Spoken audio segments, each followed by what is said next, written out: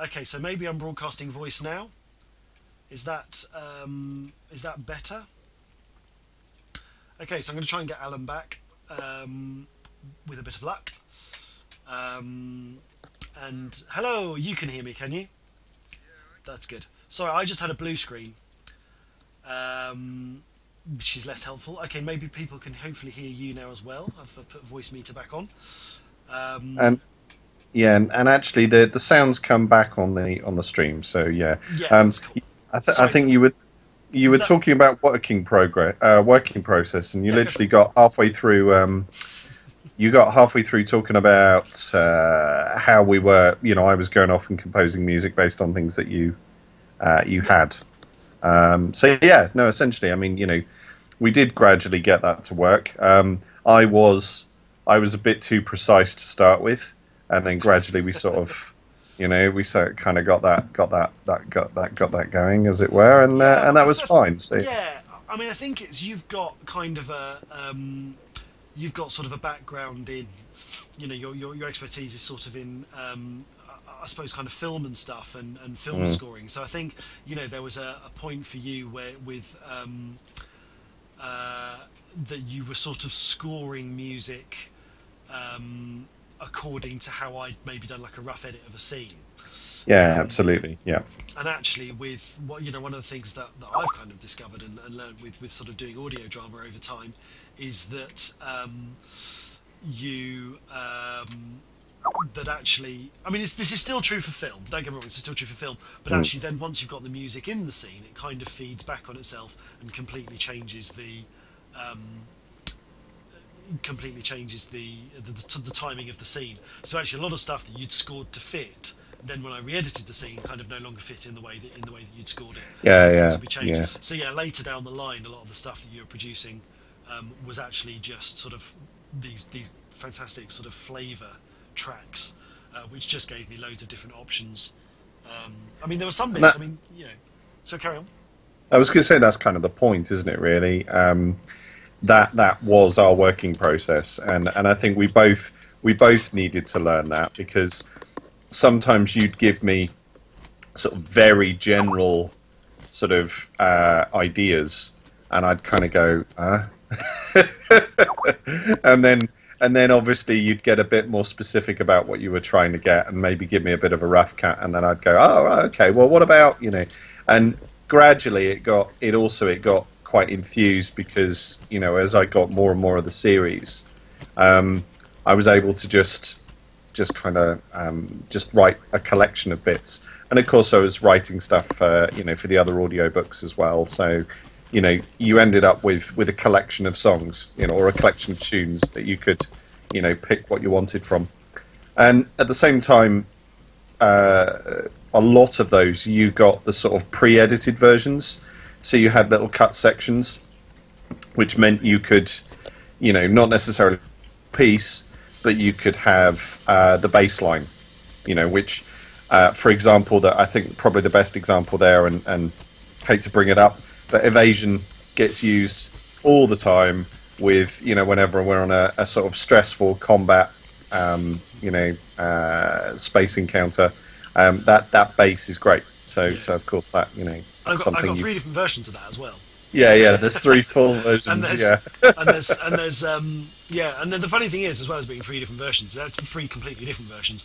Because I think at one point I was looking for the opening to Evasion, and I brought up Evasion 3, and I was like, "This isn't how Evasion begins," because it was the one with the organ rather than Yeah, yeah, the yeah, sort of yeah. sweep.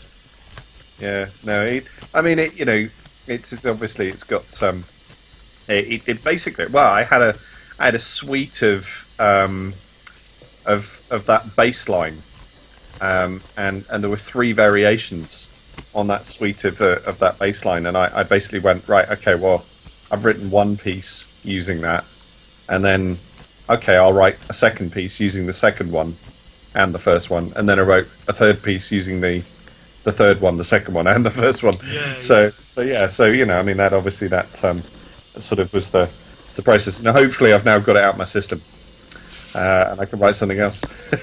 Yeah, although it's still useful to have a kind of palette of sounds that determines the sort of, I guess, the sort of theme of the sound for a particular setting. Yeah. But it'd been interesting going forward into a new series of Escape Velocity, what we decide to do with the kind of texture of it. And Yeah. so I'm having dinner. It's dinner time. One of the things I didn't factor in when I decided to sit and do a 12-hour Was stream eating. is at what point I'd eat. So you're just going to have to sit and watch me eat in true Labour fashion. You know, that's. I get to sit and watch you eat in delay from the sound. Yeah. Yeah, weirdly, I can't... just the way Windows shares resources, I can't share my webcam with you over Skype and have it work on the stream. If I switch my webcam on in Skype, it disappears off the stream. It's very bizarre. Well, that's fine. It's okay. I'm seeing enough of you right now. It's all right. So yeah, two very successful projects that you know, even thus far, obviously in the middle of what we're doing. You and I have known for a fair while that you've been planning to put these bits and pieces together. You must be delighted. I am absolutely delighted. I mean, I've been sort of saying throughout this that I generally, you know, I'm generally not very good at sticking my hand out and asking people for funding, and it's been kind of in some respects a bit unfortunate that it's been good and bad that the Escape Velocity funding's come up at the same time as we're in the middle of doing the Chaos Reborn audio drama Kickstarter. I think the good stuff about it has been that actually we've had a lot of kind of cross interest from people in terms of people who are interested in Escape Velocity discovering that there are other audio dramas that we're working on. But and also from the other way around, I'm hoping that I'm kind of, you know, because we sort of talked to the Chaos people about Elite Dangerous, and hopefully we're selling some of those guys across as well. But I think from a negative point of view, I think it's always difficult to ask people to fund two things at once, and it's really just been timing. You know, the release date for Chaos Reborn got pulled up, and so we ended up pushing the Kickstarter for that later because we decided to coincide it with the launch of version 1 of the game. And then Escape Velocity, once I had sort of some clarity from Zach about what was going to be the best way to kind of keep Escape Velocity going and to be able to fund it without it being a commercially licensed product. As I said earlier, I'm one of these people that once I've got an idea in my head, I kind of want to get on with it. And I'm sort of aware that, you know, because Amy Timms, who plays May, is currently at university, hopefully she'll be joining us later, I'm kind of aware that I need to schedule recordings around her sort of availability back in the area. So I'm sort of thinking, well, I really need to be recording Escape Velocity over Christmas. You know, I need to have actors in the studio at Christmas, which means I really need to be doing this funding now if it's going to happen. So that's why, you know, that's why I'm sorry that I'm sort of pimping two crowdfunding projects at the same time. It's really interesting though, comparing Kickstarter with Patreon. Very different beasts. Well, I don't think it's a problem. I think it's a positive, really, because you've been waiting for quite some time, and you know, and we've had quite a lot of people message, you know, over the period of time since season 2 finished, and also, you know, with the audiobooks and everything else, lots of people message and say how much they enjoy the stuff and how much they'd like to see us do more and like to see you know, put more stuff together. And it's actually really nice, because I know you've wanted to do this for so long. It's really nice to get both of those things sort of come up and go, right, you know, yeah, we're back with a bang.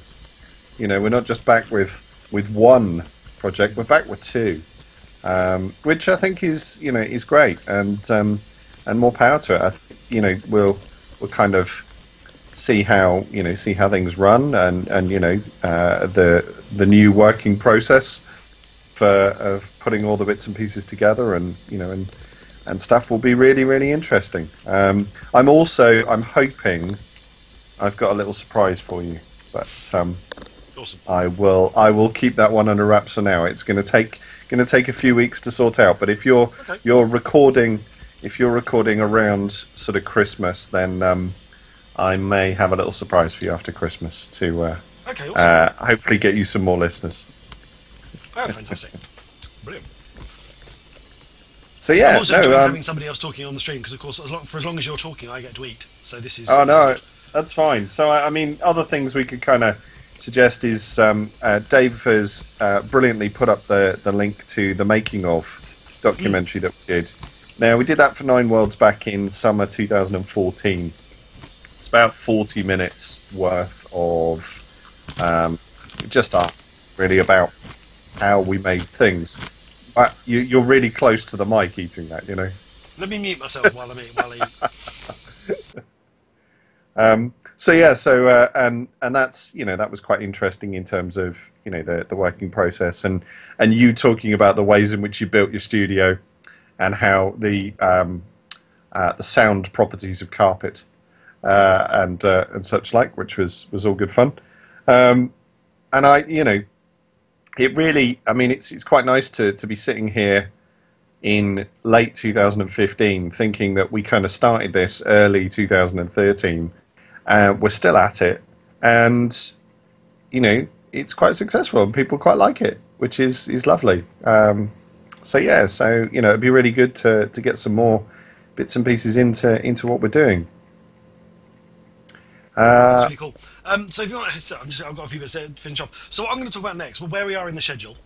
I'm going to talk in a minute about the first game. So sorry, this is another aside where I'm not going to be streaming Elite Dangerous for a little bit.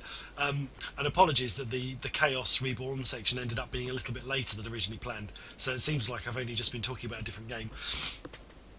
But for interest, what I wanted to talk about, although sorry, that outage we had a while ago, that was because my computer blue screened, and thankfully I installed an SSD. Quite recently, so it hasn't taken me very long to reboot. So that was why the Twitch stream went away. But basically, I think Elite blue screened on me. Yeah, I wanted to talk a bit about because I was thinking about sort of writing games and sort of fan fiction for video games and stuff. And I'd got to thinking recently about the first game that ever kind of inspired me to sit down and write a kind of fan story set in the world of a game. And I've been giving people clues about what that is, and I'm going to talk about it in a minute. But just while I eat the rest of this, do you want to kind of give you know, what's your kind of take on writing sort of video game tie-in fiction? What's your sort of feeling on it? I guess it's slightly complicated, really. I mean, I came to Elite from.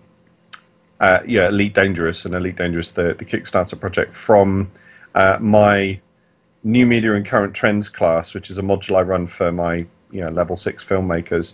And I was browsing around looking for some crowdsource projects that could be good examples of how to run successful crowdsource funding, and found the Elite project and went, oh, brilliant! Wow, this great game from my youth has come back.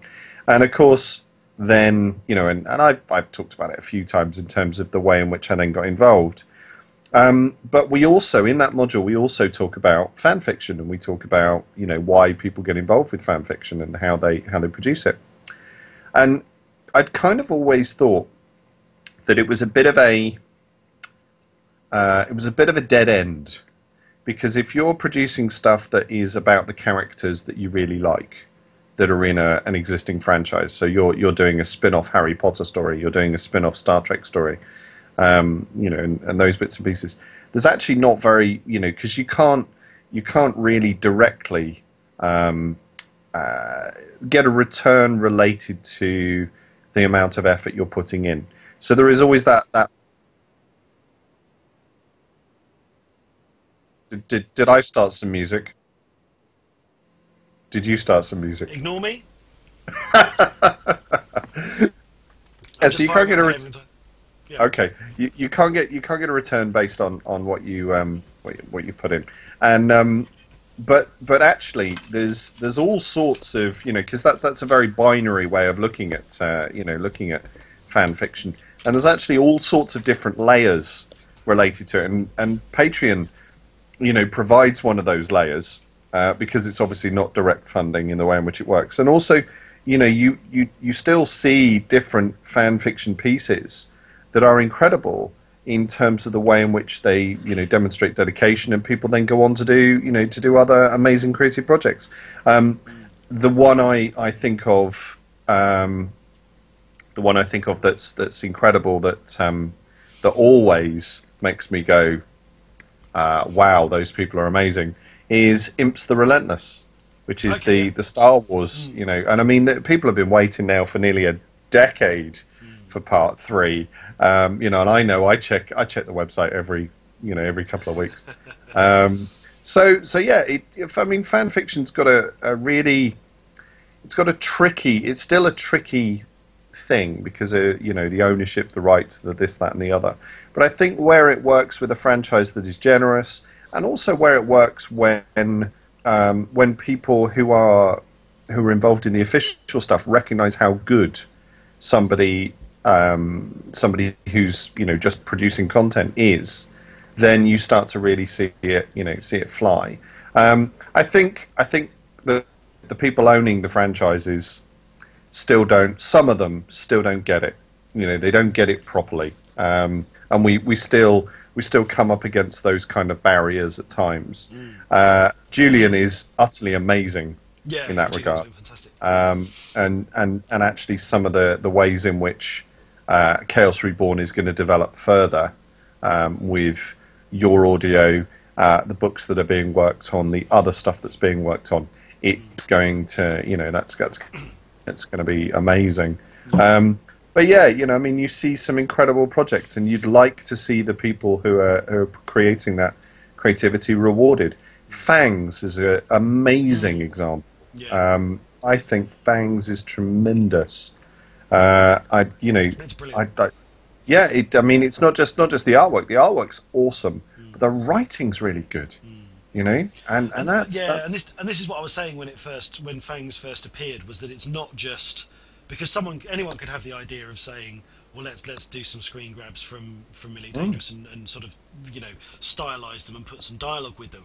The thing that I really like about Fangs is that it's clearly made by someone that really kind of knows comic book composition, because actually the angles they choose for those shots they've grabbed from the game, and the way they kind of integrate the text is actually it's an incredible skill, and it's not just something that you can do by just saying, I'm going to grab an image and stick a speech bubble on it.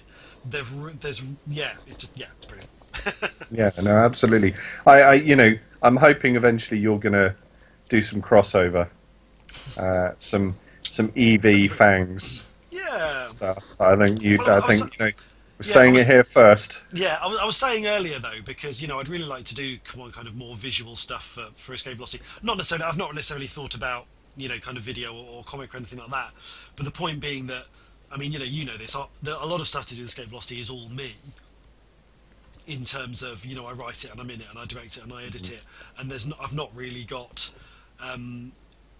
you know, there are certain aspects of things that Escape Velocity I think has been lacking, and one of those things has been artwork, because it's just, you know, because I don't necessarily think in those terms. You know, I'll grab like a piece of Frontier concept art, stick the word Escape Velocity over it, and kind of put it up there, and that'll be my best effort at kind of visual marketing. Sorry, people are saying I'm really quiet. I'm not sure if some of my audio settings have changed since the blue screen.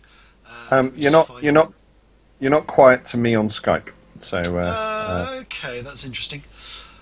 Well, yeah, actually, I can see. That's fine. Could be I've got really good headphones. I don't know. Yeah, maybe I'm just checking my levels as I speak. That's looking a bit better, actually. I don't know why that's suddenly gone so quiet. As I say, I think the blue screen might have knocked a few things out. Yeah, I mean, my take on the kind of fan fiction thing and writing for games. I mean, one of the things I'd say about it as well. And having had this in the past, this was with the movies community, Peter Molyneux's game that I was talking about earlier. One of the things I wrote for that was a kind of Doctor Who fan piece. And the thing is, if you're a writer and you're looking for kind of ways to practice a kind of new craft, that actually, there are lots of things that you need to come up with when you're writing a piece. And people talk about fan fiction being unoriginal, and actually, if you do it right, fan fiction's not unoriginal.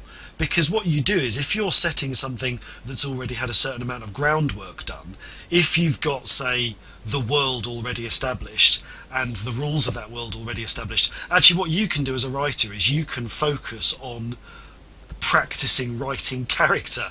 Because that's the thing writers get wrong. They come up with a brilliant idea for a scenario. They say, I'm going to come up with this world where everyone in it is born with like a pig's head instead of a human head.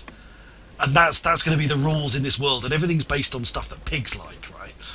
And then they think that having come up with a brilliant idea for a world is enough to write a story in it.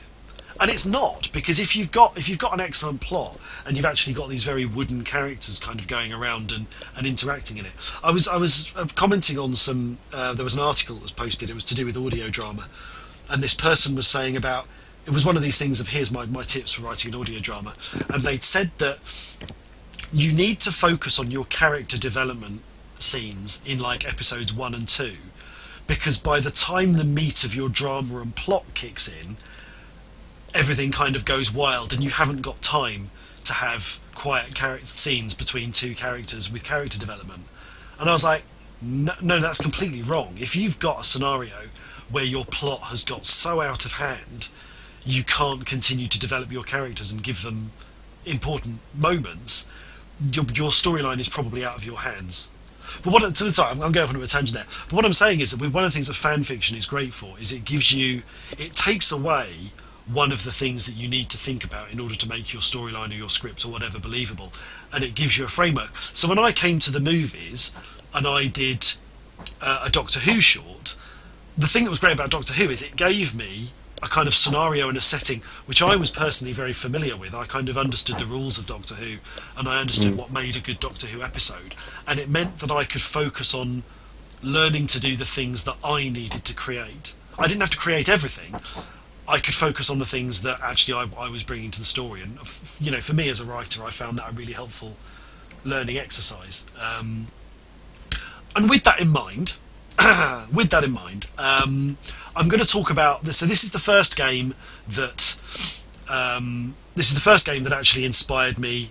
Not the first game that gave me my own stories, because I think, you know, there were other games that I went to them and I played them in such a way that I was acting out things that were happening. So there were certain games that really captured my imagination even when I was quite young. So something like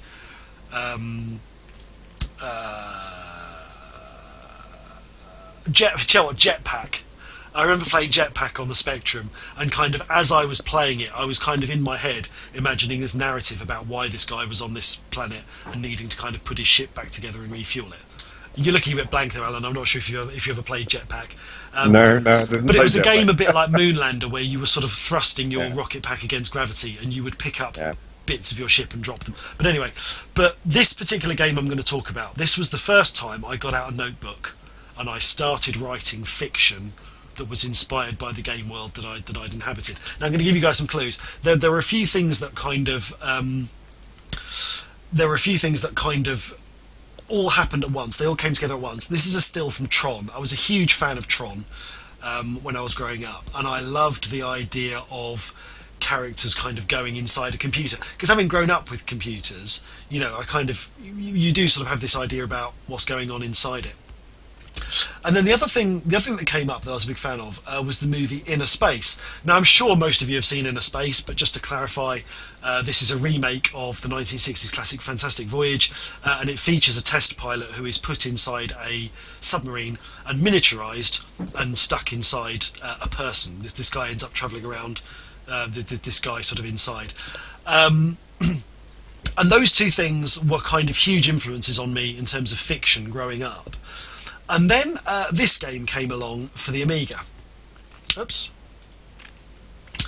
This is a game made by, I think it was Creative Assembly, a game called Interphase. Now, Interphase was a game which I discovered because I think Amiga Format gave the game away on the cover of the magazine. And that was before they introduced a rule that banned games magazines from giving away full games on the cover, because the whole thing had got out of hand. But Interphase was this incredible game for me because not only, if I just show you the back here, not only was Interphase a 3D explorable world, and I'd seen 3D explorable worlds before because I'd played Elite a little bit on the Spectrum, and I'd played games like Driller and Total Eclipse, but maybe on the Amiga, with the Amiga's greater power, Interphase was the first 3D game I played that ran really fast. But sort of more importantly than that, Interphase was a game which was about basically the scenario around the game was you were this guy that was inside a kind of virtual submarine, and you'd been injected into the computer network in a way very similar to Tron, but you had the real life agent in the real world who was basically going through this building, and you were in your cyber submarine, and you were protecting them from all the real world dangers they were facing as they travelled through the building by basically interfacing with the computer system. And I'll show you this. I've got the game set up here on an Amiga emulator. Let's get into this, and I'll show you it, because I think there's some really interesting points here about. Was it using the same engine as Driller? Because there was didn't they release a little bit after Driller came out? They released an engine that you could work on yourself. I think it was 3D Storyteller or something it was called. Yeah, I know what you mean. I design your own. It was Driller's engine. Because I that played around looked with like. that a bit. I only don't think it is, just because I played Driller and Total Eclipse on the Amiga as well, and I also had that 3D construction kit thing, and it never performed as well as Interphase did. So I'd be very surprised if it was the same tech. What it kind of reminds me of is sort of Star Glider, or something like that. I'm going to go into this game here, and it's interesting. Have we got? Hang on. Let me just make sure we've got game sound. So we're going to hear cheesy music come back. And for those of you that are fans of copyright violations that never got followed up, you tell me if this doesn't just sound like it's about to go Jin Jin Jin Jin Jin Jin Jin Jin. There is no way that isn't a sample of InXS. I'm sorry, that's just outrageous. Anyway, so the game goes straight in. So, and there's this lovely bit of video capture at the beginning, which I think is very much of its time. Look at that virtual reality headset. Well, it was motorbike helmet, isn't it, with the lead coming out the back. That's amazing. So straight into this game, mouse-controlled flight. Oh, I'm already spooning it.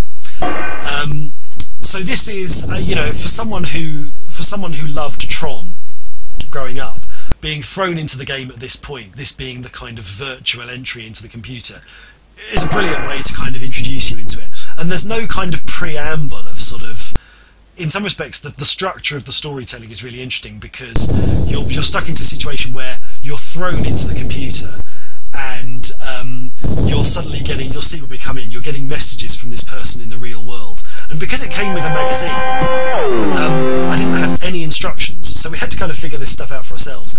Now, what's interesting is, I've always felt that this game is very similar in a lot of ways to Neuromancer.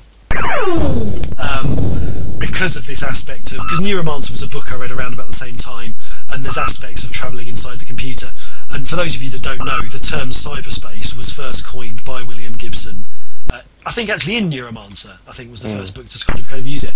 And I'd not really appreciated that this game actually officially licensed certain fiction elements from William Gibson. So they refer in this game to cyberspace, and that was a kind of thing that they sort of did.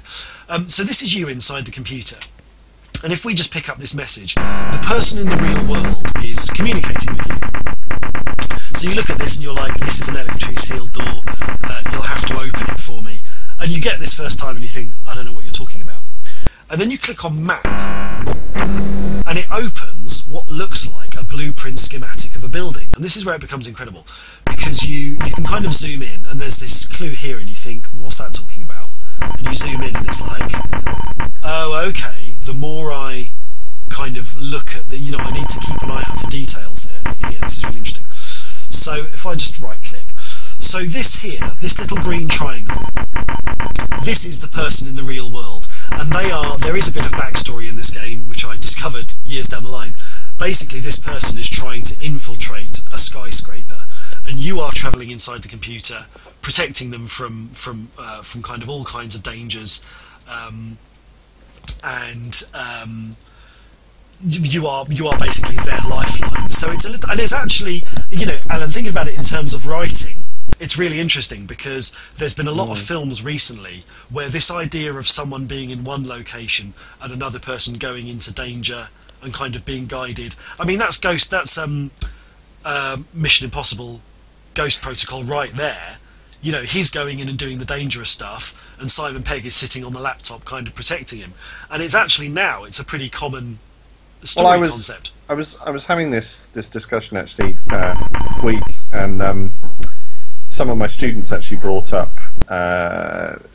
some particular things related to, you know, to sort of cyberpunk ideas. And I said, you know, the key thing you probably have to remember is that literary science fiction was probably doing the things that you think are innovative in filmmaking. Literary science fiction was probably doing it 10 or 15 years before. And actually in films are, you know, even when you see something that you think's cutting edge, Ex Machina or The Machine, you know, they're obviously two different films.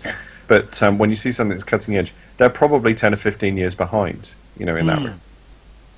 I think what's interesting here is that actually you're looking at story content. I'd expect this was British written. Yeah, very much so. Yeah, because one of the things that's fairly clear in British writing, and you see this in TV series as well, is you tend to see comparison to American writing. British writing tends to not give you any. There's no handlebars.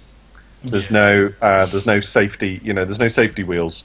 They don't lead you in slowly. It tends to that sort of quite abrupt transitioning is part of the way in which they consider you to be, and forgive me for saying it, a little mature in the way in which you're able to, you know, to make those links for yourself. They're slightly more respectful of your ability to do that. But sometimes it can go too far, and it can go too far and totally throw you out. So it is a bit of a, you know, Marmite sort of circumstance in terms of what's there. But you can see here that clearly the writing is being done almost to, because they've recognised that whilst the 3D engine is cutting edge for its time, they want to be able to do more than this. Yeah. And they want to be able to, you know, they want everything of it to be an enhancement. Because actually you see a lot of games now where the FPS is very pretty and the writing is kind of very formula. Yeah. And you know, it doesn't actually enhance things. So you know, I mean, it's one of the things certainly with the Chaos Reborn project. You know, we're a little bit peripheral in that, you know, you and I aren't in Bulgaria every week, but at the same time, we're trying very hard to find ways to make the lore connect, and that's certainly, you know, it's an interesting negotiation, and I think, you know, I found that over the two franchises I've worked with, you know, it will be more interesting with other franchises I work with. The negotiation of how you can make the story, the content, the creative content you're bringing to the project, how you make that connect, and how you make it mean something, you know. So why people read the book? Oh, to find something in the game, to then go back to the book, to find something in the game, to, you know, to listen to the audio drama, to find something in the game. You know, those things that you can intrigue people about are really the opportunities, and that's the thing you want to do. And obviously here, with the game you're showing us, those opportunities are within the game itself, but it's within the different ways in which it's player. Yeah. But I think so. The thing that really struck me. So I'm gonna get this wrong because I want to kind of demonstrate the sense of danger that's sort of inherent in this. So I can navlock on this door. So I basically locked onto this object in the real world that that this person is stuck at. Sorry. And if I travel here through the soldered, I always presumed these were soldered circuit pins. This little green icon is the virtual circuit for the door. And if I destroy that, and I go back to my map, I can see that Kath E, as she was known, is basically now free and is travelling bit by bit down this corridor. Now what happens is, she's sort of, you know, thinking, oh yeah, everything's fine, and she does it really slowly. So there is this kind of natural tension that's kind of built into the scene. But I think in my mind, when I was playing this as a teenager, I could imagine her walking in through the front entrance of this massive corporation, and she's standing by these doors waiting for them to open, and then suddenly these doors open and she's like, I don't have any other way of communicating with my co-partner, the doors have opened, I just need to go, I need to trust that my buddy's going to be there for me. Now she's just walked past a security camera, which is there, and unfortunately for her, walking past a security camera trips this little red thing. This little red thing here is a security robot. So she is completely unaware of the fact now that she is walking down a corridor. And this is all, I mean, this is where we talk about the imagination of kind of when you're playing these old 8 and 16-bit games. In my head, I'm imagining her walking down the corridor and suddenly being faced by this giant hulking security robot that just wipes her out instantly. But of course in here it's very basic.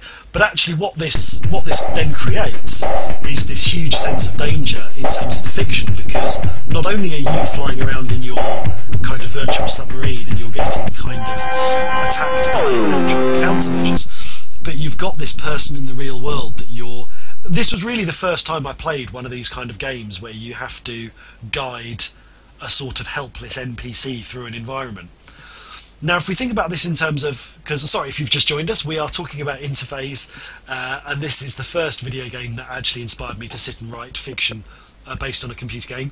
And actually, one of the things, I mean, you'll know this about me, Alan. One of the things I like about writing kind of drama is I'm a sucker for a format. If I come up with like a format, then I can kind of make it go. And I really like a series format, because once I come up with a structure and an environment for my characters, I like that episodic nature of storytelling. I mean, it never occurred to me with Escape Velocity to make it like a one-off 2-hour drama, because that's just not the kind of stories that get me excited. So when I sat down to write about Interphase, my immediate kind of thought about it was, well, you know, I could imagine this for the shows that I watched when I was growing up. Shows like, you know, MacGyver and the A-Team and Automan and Airwolf and these sorts of things.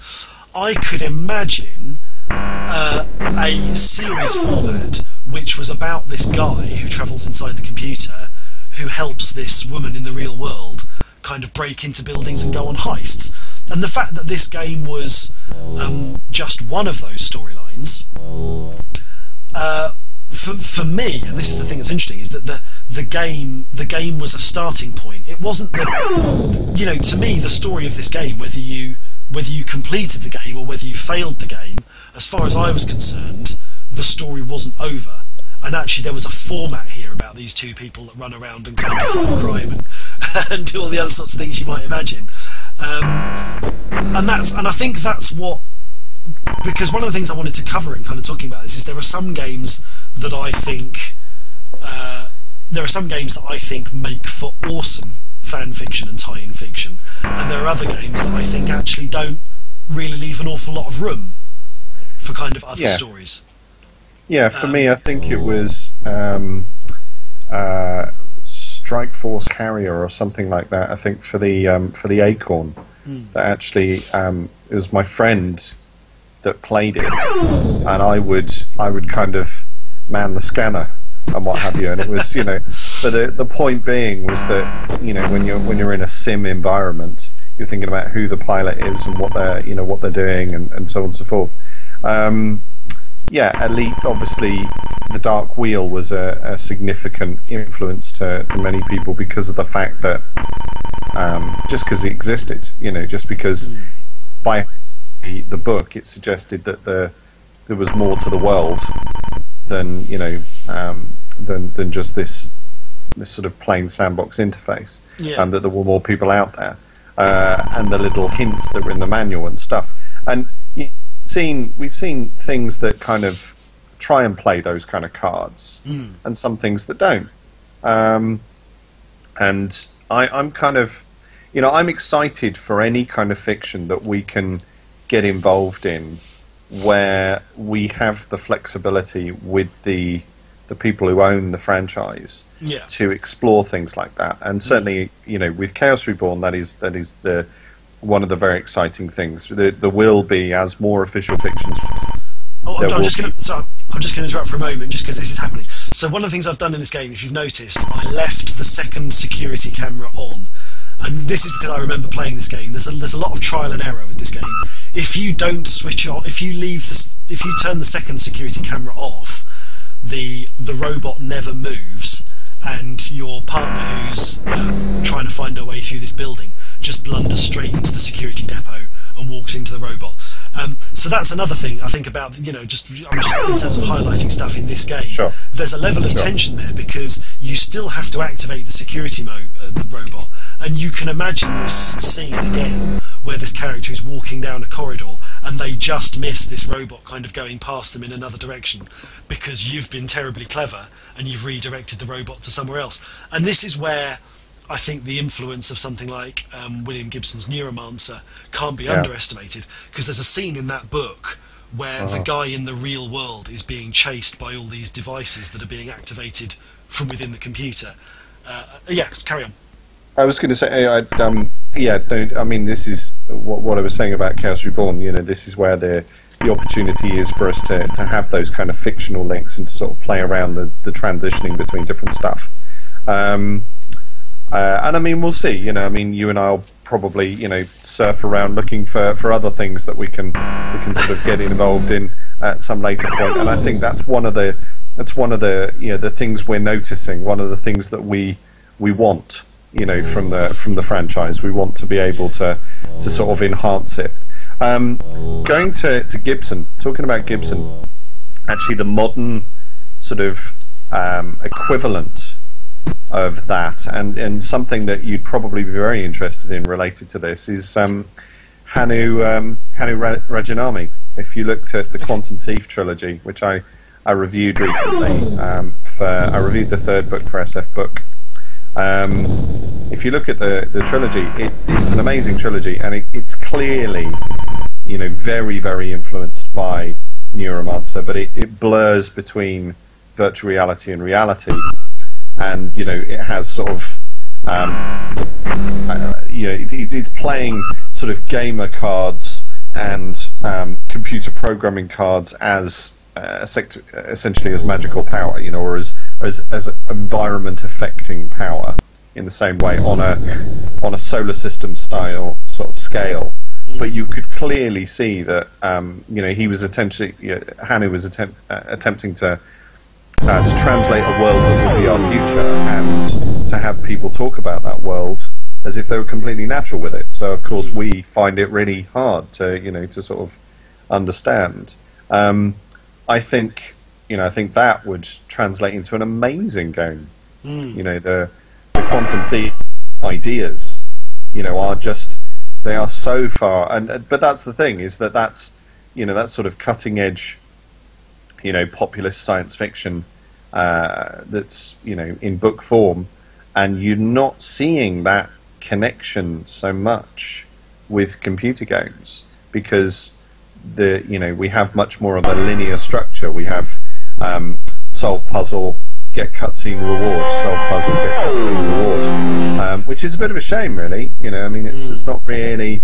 You want the structure to kind of vary, and I can see here, obviously with Interface, you've got something that does have the puzzle, but you can see the puzzle is a layer within an additional, like a very slow Pac-Man, isn't it? Yeah.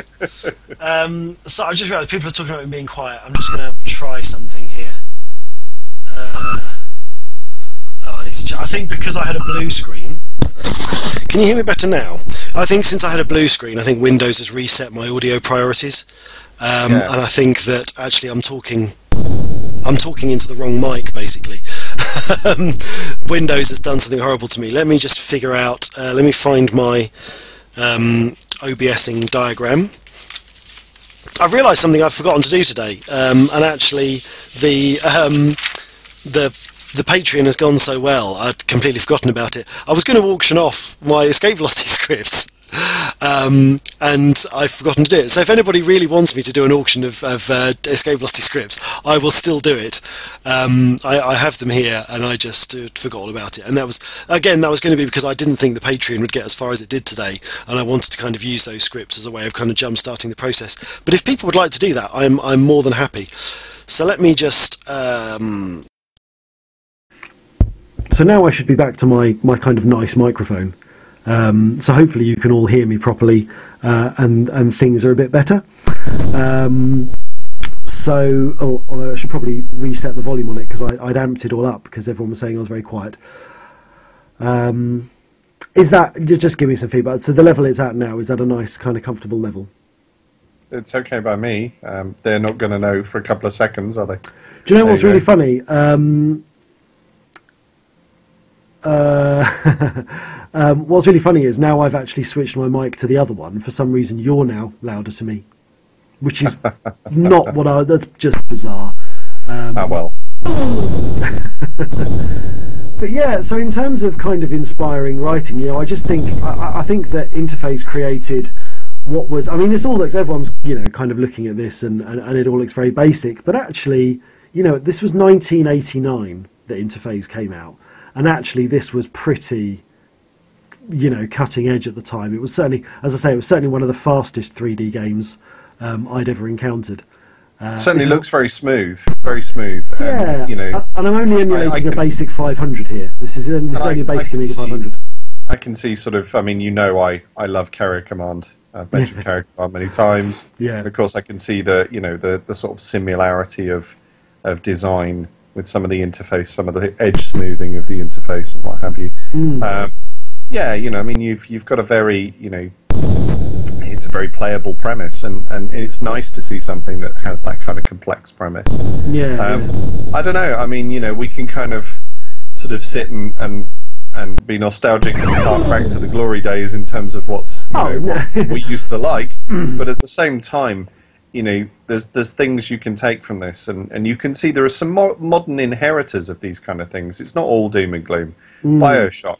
I talk about BioShock a lot as it's a masterpiece of storytelling. Would You Kindly is my favourite piece of storytelling in a modern game that makes use of its own rule contrivance, which I think is incredible. Yeah, apparently this is the Star Citizen. Yeah, I was going to say, don't use my stream to bash Star Citizen. That's not fair. Incidentally, something I should say is that related to Star Citizen, I have been ill for a few weeks, so I am due to write my second analysis, my third analysis piece on Star Citizen, on the second Escapist article. I'm halfway through it. As I say, I've been a bit ill, so I've sort of been away from it. But the fact that Derek Smart added me on Twitter has kind of prompted me to get on with it, because if he's added me on Twitter and on Google Plus, then I at least need to do some writing that evaluates the circumstances as things are. Yeah. Don't worry, folks. All about Derek Smart. I say, doesn't he appear if you say his name? Yeah, I do. Apparently 3 times. It was very interesting when I did the first one, and then I hung out with him on Twitter for about 10 or 20 minutes, and it was literally like people walking up and going, "No, you're with the bad man. Just because he's offered you sweeties, don't stay with the bad man." They were definitely worried for me. It's okay. I understand. I bought Battlecruiser 3000. I know Derek's. Oh, you were the person. No, it's cool. No, it's cool. I mean, just kind of wrapping up, because I'm not going to talk about this game for much longer, but just in terms of, I mean, like a good puzzle game, it sort of builds its world. So this is level 2. You've got more complicated things. So you've got turntables, which I guess I always imagined as being kind of like rotating doors, but in the computer you determine which corridor they open on. And she will walk into any room you point her at. And what's particularly interesting is that the security robots will do exactly the same thing. And I always quite liked level 2 because I felt very clever when I worked out that if you let the girl, stand on the pressure pad, the robot gets released, and you can actually set all these turntables to send the robot up this corridor, and you land the robot on the high voltage electride floor. And when you do that, both the high voltage floor and the robot disappear. So you've killed your first droid. And actually, it sort of reminded me of you know, again, looking at other influences when I was a kid, you're looking at things like some of the early Doctor Who stuff where they would electrify the floor that the Daleks were running on or something like that, just to kind of... And I think, you know, that's the thing I like about this game, is that it sets up a framework and it sets up characters and a scenario. And this is where writing, I think, fiction based on games really comes into its own. If you were to dramatise Interphase, you wouldn't... And this is where I come back to fan fiction not necessarily being about reproducing absolutely everything that you're inspired by. You wouldn't even have to write Interphase in a way that says these are the characters from the game. You could do that. You could write a series which is about the ongoing adventures from these two particular people. But the point is, once you've established a world in which an agent can infiltrate a building supported by a miniaturized human being taking on the computer network, that gives you a culture. You could invent any characters that do that. You could invent, like, a heist. You could have a team of people going into a building and one of them's in the computer.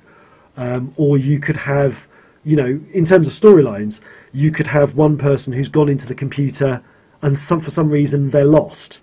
And the human, you know, the real world team have to go into the building and try and find which computer circuit their agent has been kind of lost in.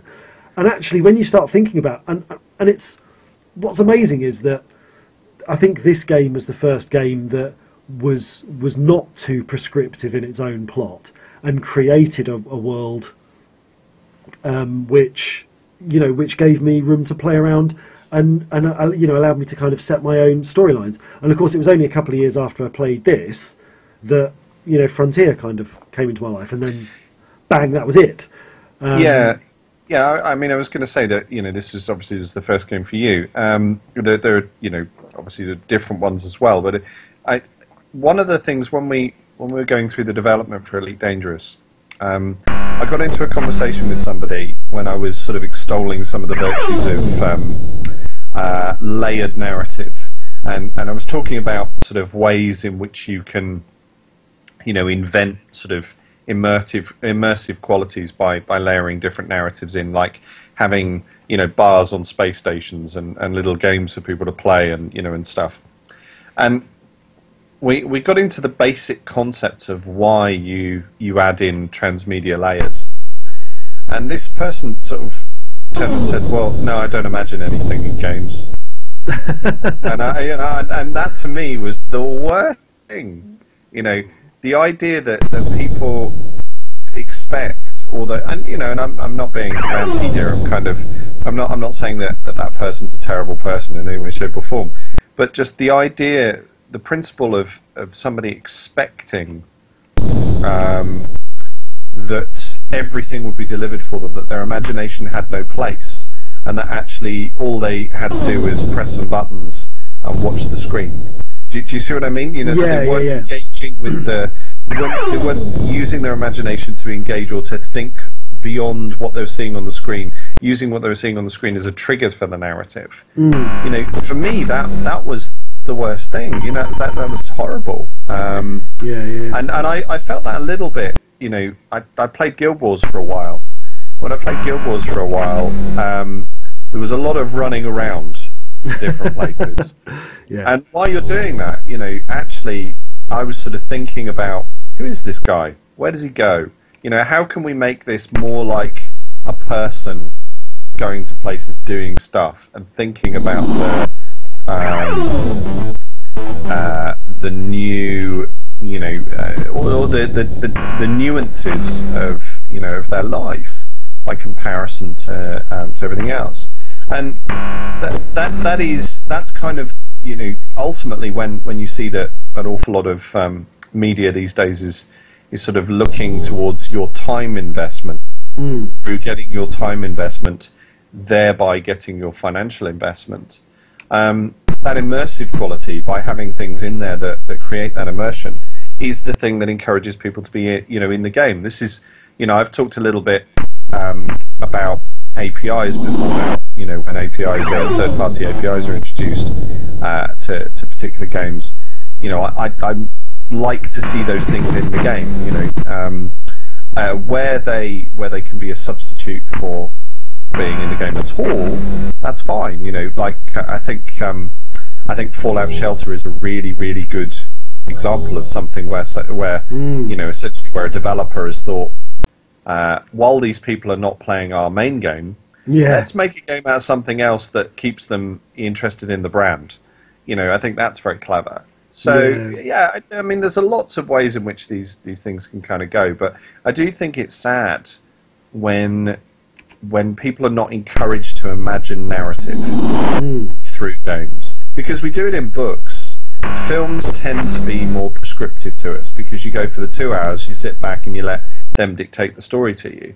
But your relationship with the book is that the words are essentially helping you paint the picture, and the better writers don't need you to have a very, very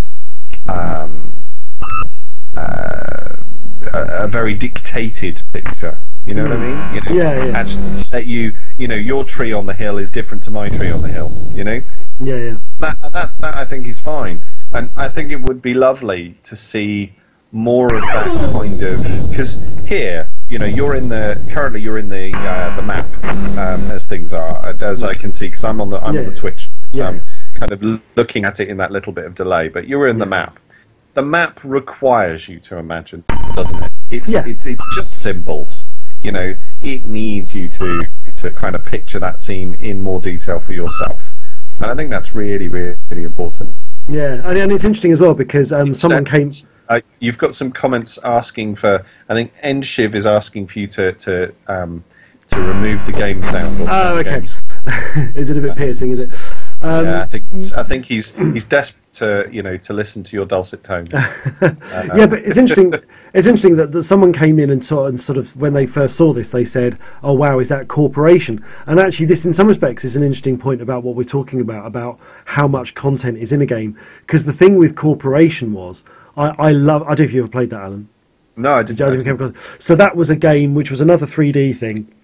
And you were basically in this building where a genetically modified creature had escaped, and you were kind of... to be honest, I can't remember if you were trying to escape the building or whether you were trying to kill the creature, but it was another 3D thing, a little bit like this, probably a little bit more like Driller, but probably quite an interesting forerunner of something like System Shock. And actually, the thing is, I really liked Corporation, but Corporation didn't inspire me to tell my own stories, because actually the storyline of Corporation was the storyline. There wasn't anything you could take away from Corporation and say, I can take those elements and write it differently, because what you've essentially got is a sort of base under siege type story, and Corporation, the best I think you could do is to write stories of what's happening in that building at the time. You could tell the story from another character's point of view, or you could tell the story from the point of view of the person who's caused all this stuff. But I don't think, for me, I didn't play Corporation and think I can expand this in my mind into another story. When I played Corporation, I invested 100% in the story that Corporation was telling, and I played it as if I was living in that world. But because it had its own quite prescriptive storyline and prescriptive environment, I never felt that there was anything that I could take away from it and kind of expand on or add to.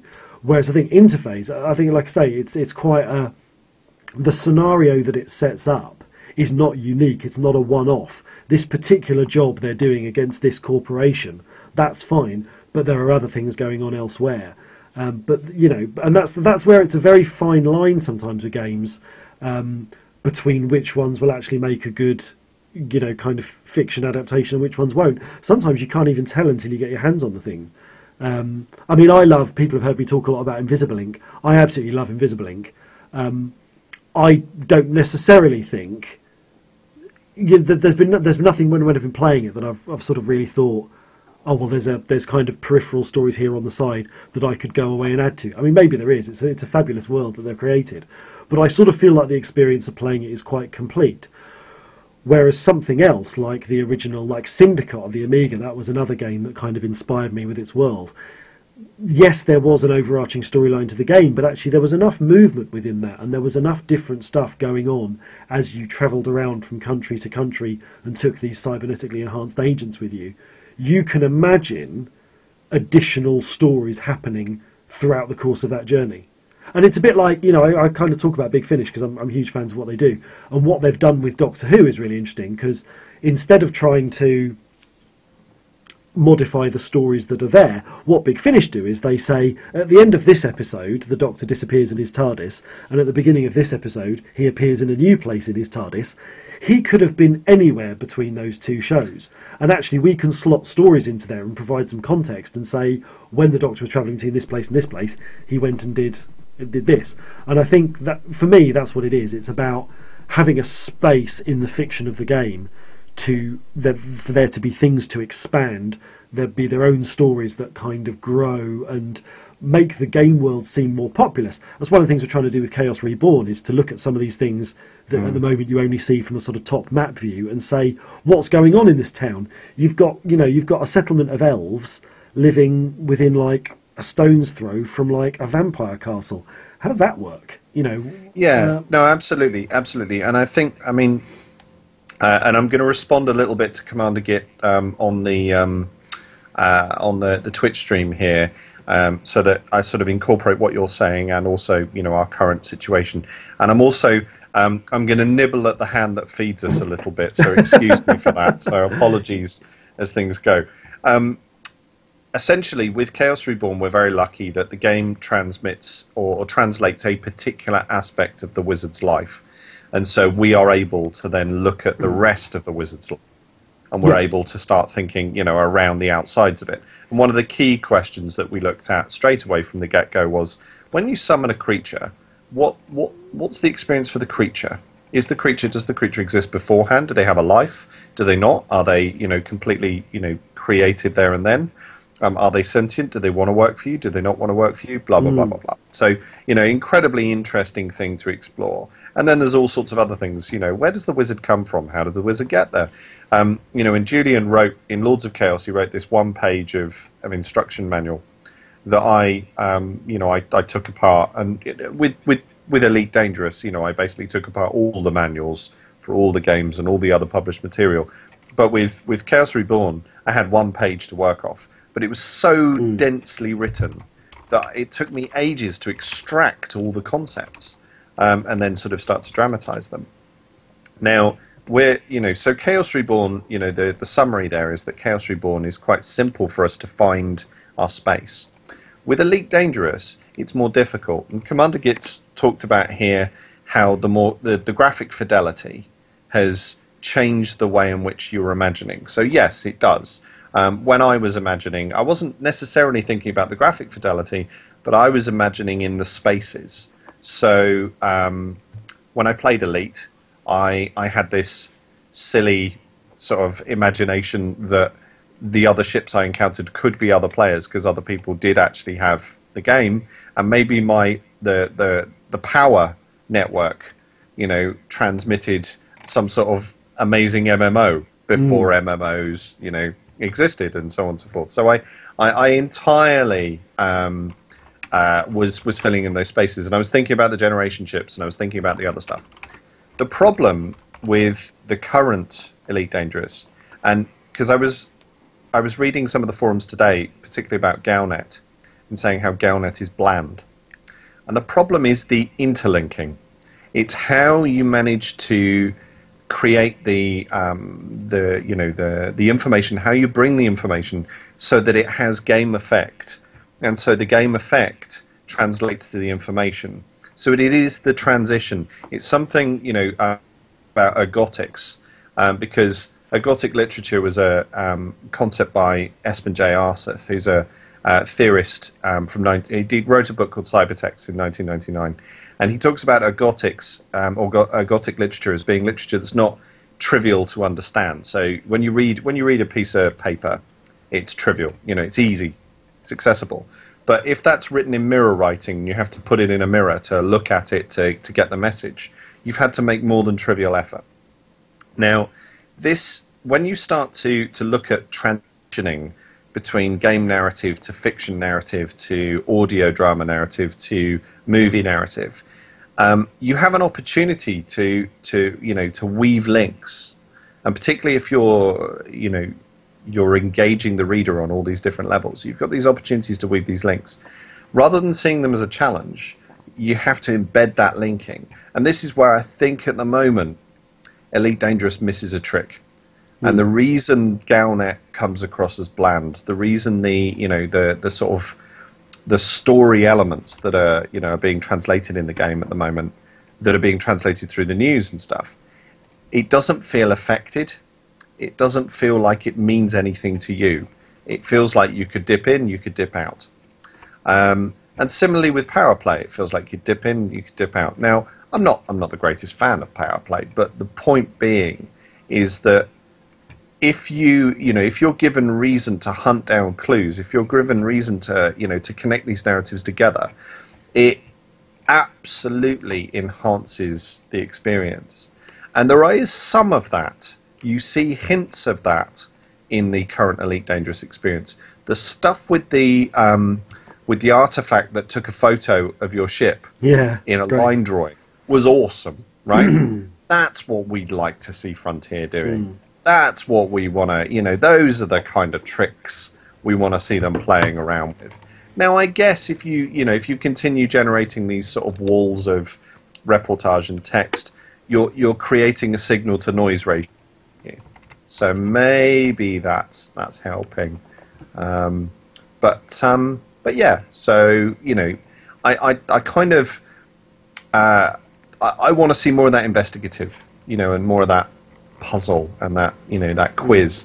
And I think that for you and I, certainly where we look at these the dramas and the things that we're looking to create, we're making stuff. Actually, that's an opportunity, and it would be nice. And there are certain amounts, it's quite nice to be able to, and you're doing your tour today, it's quite nice to be able to visit the locations that were in Escape Velocity. Actually, I'm running out of time on it.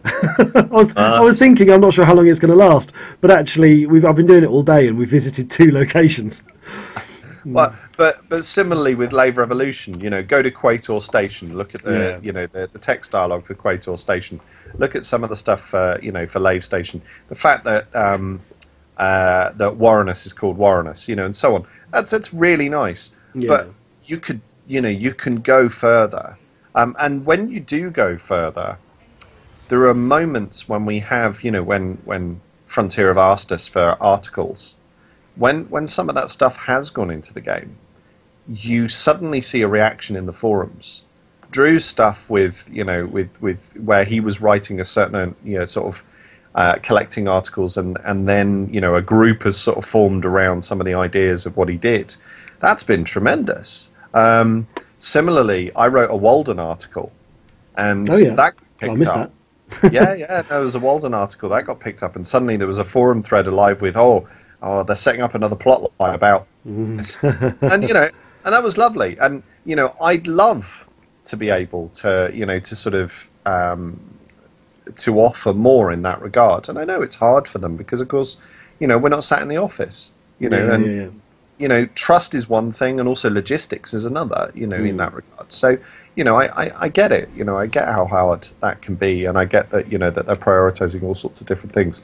But when you do those kind of weavings, that's when it starts to come alive, and that's when the imagination comes into what's there. I don't know about you, but some of the best game experiences I've ever had, I've put the game down, gone away, and I'm still thinking about that character in space. I'm still thinking that the time when I've quit and logged out, wherever I've left him, he's basically in his bunk.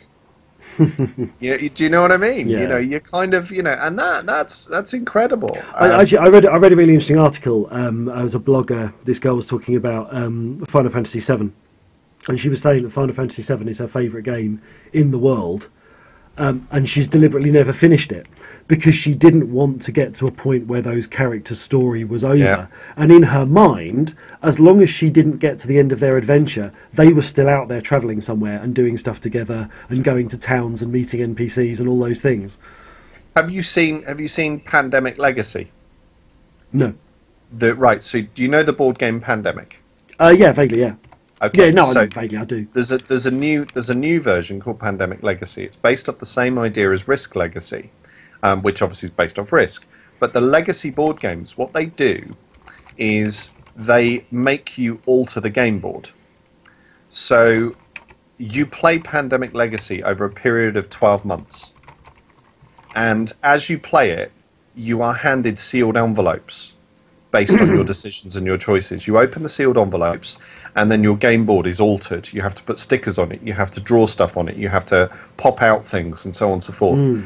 You can only play Pandemic Legacy for those 12 months. It will end. By the time you finish, your game board will have been defaced because of your playing, right? That's interesting. And then when you're finished, that's it. So, of course, and everyone's game board will be different. Because they'll have played it through, and these things will have happened, and then someone else will have played it through, and these things will have happened. So the game boards become different, but they become their own narratives.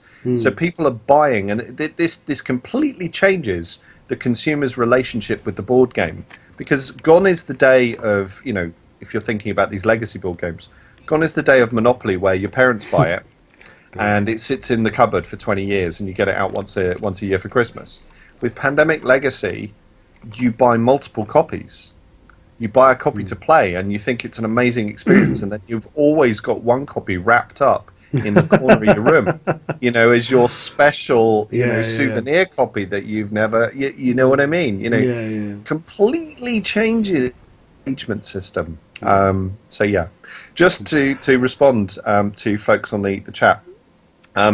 Yes, Commander Barry, I thank you. I don't know. I mean, to be fair, I suggest all sorts of things to Frontier, and I'm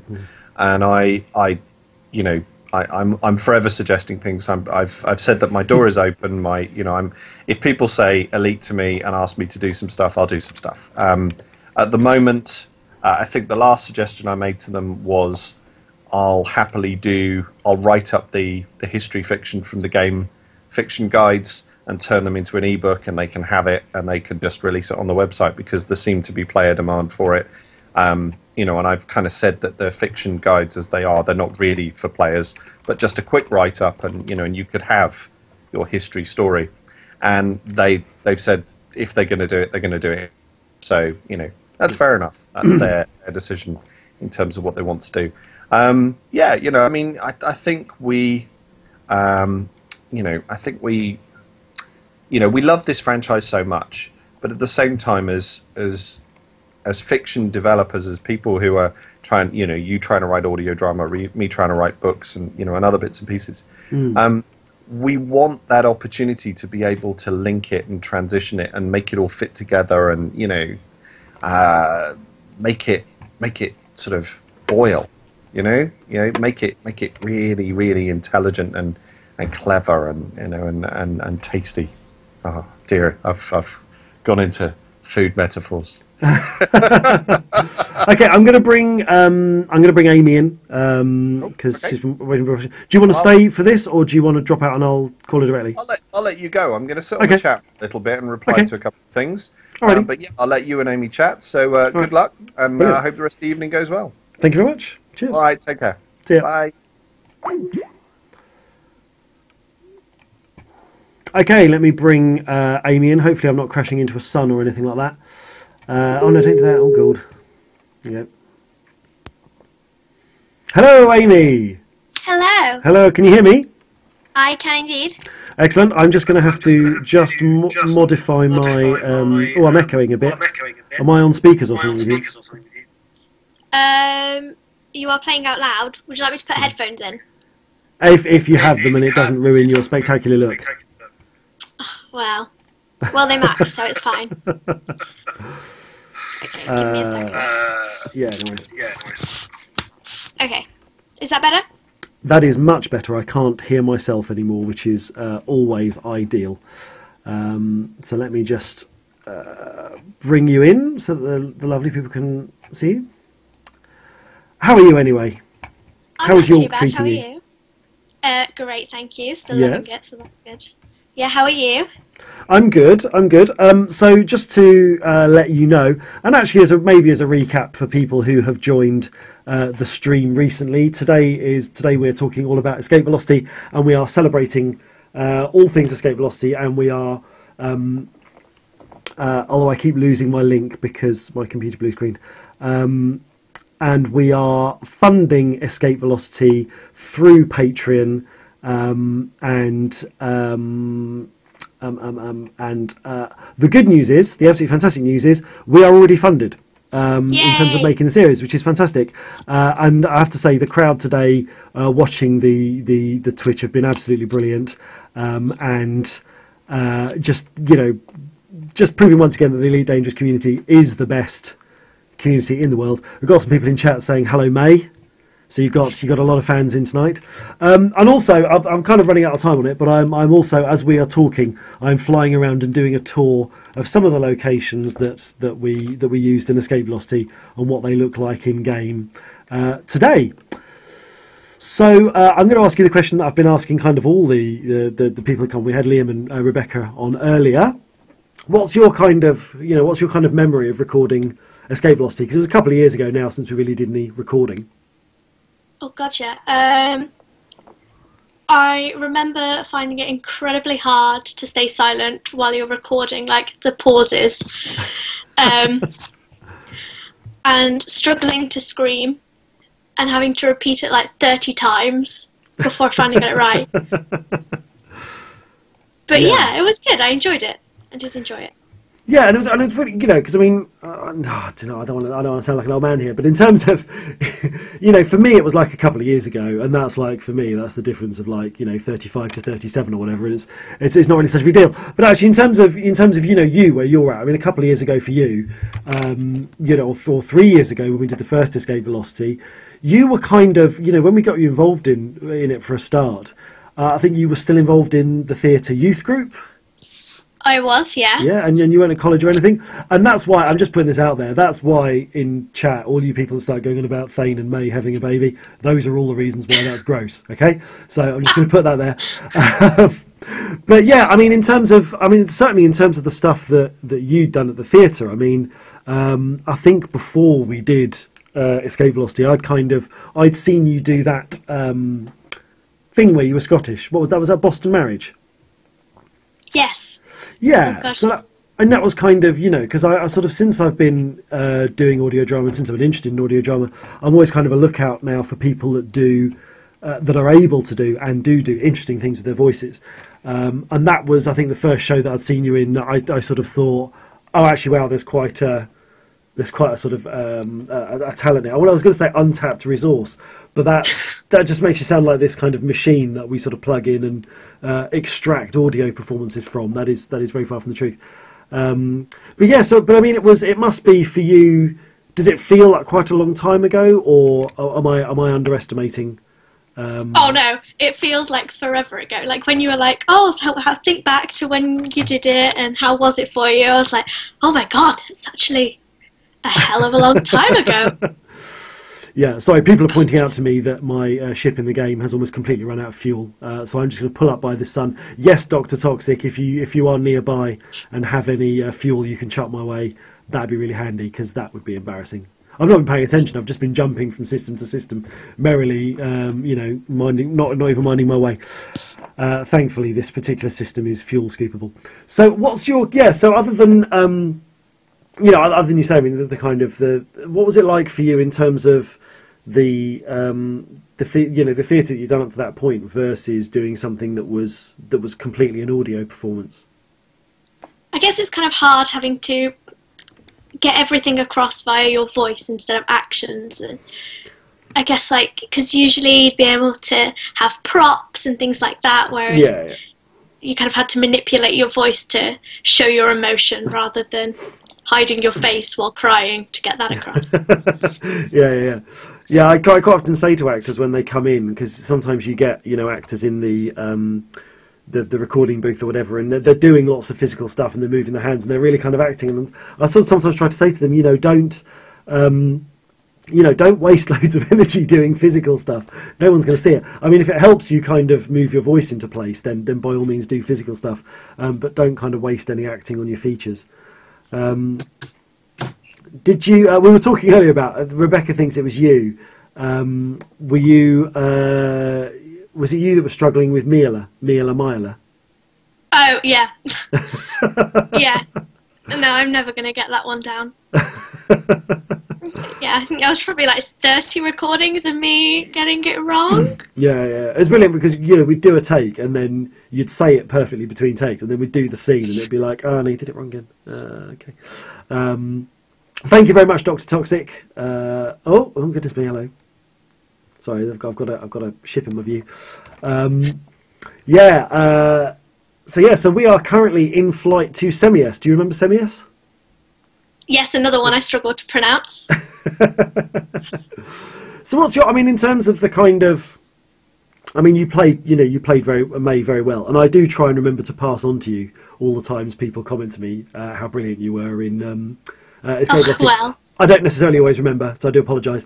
In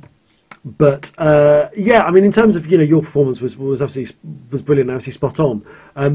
How much did you kind of understand about the plot? Because I think particularly early on, I kind of presented you guys with scripts, but I was the person that had the kind of overall plot in my head. So you guys were getting a script at a time, and you didn't necessarily know what was going on in scenes. So did it make sense to you, the story that we were recording?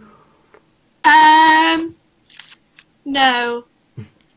I didn't. I think it would have done if we'd recorded it in sequence, but because we kind of did like episode 1, then like episode 7, then like 4. Oh yeah, you had a bit of bad luck actually, because I tried to record everyone's stuff in order, but we had that one huge recording day for series 2. Yeah. And because you were needed all day, I had other actors coming in who were only available for certain slots. So you had to record your scenes according to everyone else's availability, which was a bit unfair, really.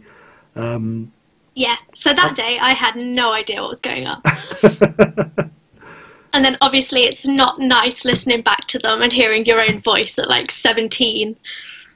So I can't say I listened back to them very much. But I think it would make more sense than it did on that day. Okay, cool. So are you still up for coming back? That's funny. So I got someone in game saying he doesn't want to transfer too much fuel. He doesn't want to take up any space. You might need to sleep on the ship. I get that. Yeah. I get that one. So thank you very much for that fuel rescue, Dr. Toxic. I'm going to keep jumping now. I think you did a... cargo scoop. Yeah, he just said, don't forget your cargo scoop. So are you up for coming back and doing more? Of course. Brilliant. So I'm really kind of hoping that there's going to be scripts in time for when you're back down kind of over Christmas, and hopefully we can find some space in all your catching up with friends and doing things and eating and drinking. Because I know that you are sort of quite the nightclub moth now. Oh, yeah. Yeah, clearly. But so hopefully we can do that. And now you haven't had the chance. This is for everybody else there. You've not had the chance to come. Oh no, you have. You've come and recorded in this studio, haven't you? Yes. Have you been here? Because you came and did some stuff for Lave Revolution, didn't you? I did indeed. Aha, yeah. Excellent. I forget. Okay, so you have seen the studio, so that won't be a kind of surprise I can launch on you. What did you sort of find about recording in the studio as opposed to kind of doing it on the theatre stage with all the curtains and stuff? Do you have a preference? Well, the studio was obviously better. It felt way more professional. It felt like a real actor.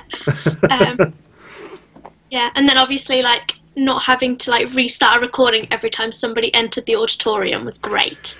Yeah, that was pretty bad actually. Yeah, I'd actually forgotten about that, and particularly because the theatre has these really loud doors, so every time anyone walks in they slam, and it's like, okay, cut, we're gonna go back and redo that.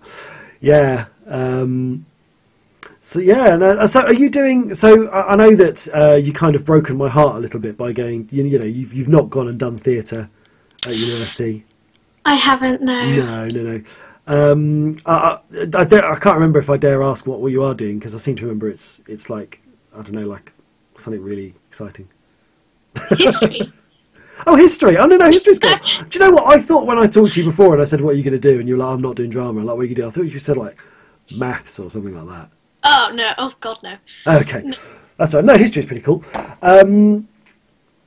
So, are you managing to find time to do any theatre at university, or? I'm not, no. No, I think between like uni work and then working and then being part of other societies, it's kind of, it would take its toll. I'm not letting go of the fact that every photo I see on your Facebook is a publicity shot for a nightclub. Yeah, well, gotta socialise, just embracing the usual style. I went to university, I remember. Although all those years ago. All those years. Do you know, I was talking to someone the other day. I think because when you've got kids and you sometimes go out and socialise with other people who've got kids, there's a much bigger range of ages than maybe if you've grown up with people who are friends at school or in similar situations. And I've got this one friend, she was going on about how she had an invitation to a 10-year reunion for her secondary school. And I was thinking, God, even if I got a uni reunion invite, that would be 20 years. So that's... Anyway. Giving away your age there. Yeah, I know. And I wasn't even a mature student. But do you find that you miss it? Do you sometimes think at university, I really wish I was doing... Do you see like the theatre-y... Do you know what? Yeah. You probably, if I remember university well, you probably see the theatre-y crowd and you think, God, I'm really glad I'm not involved in that. Oh, yeah. You like look on campus and you're like, oh, yeah, you're definitely the theatre crowd. It's a group full of people all trying to talk louder than each other. Yeah, pretty much. But do you know, and obviously not in terms of the audio, because I know that you miss the audio massively and are really keen to come back and do loads more. But in terms of kind of live theatre and doing stuff on stage, is that something that you miss? Yeah, I miss like the camaraderie backstage and kind of having that kind of close relationship with a group of people that you all have like similar interests. I really miss that. I just really can't find the time at the moment. No, I can imagine. Particularly if you're working as well, that's a bit of a strain. But so in terms of, what's your sort of take on the I suppose the kind of direction the story might go in? Because obviously you're a massively kind of integral character to everything that's happened up to this point.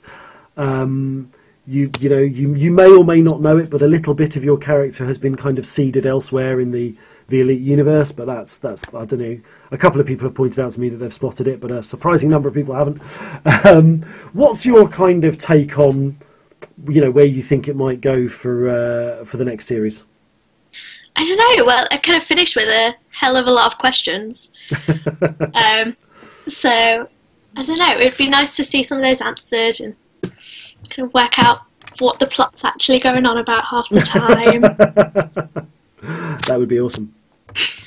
Yeah, I did actually consider, I might, depending on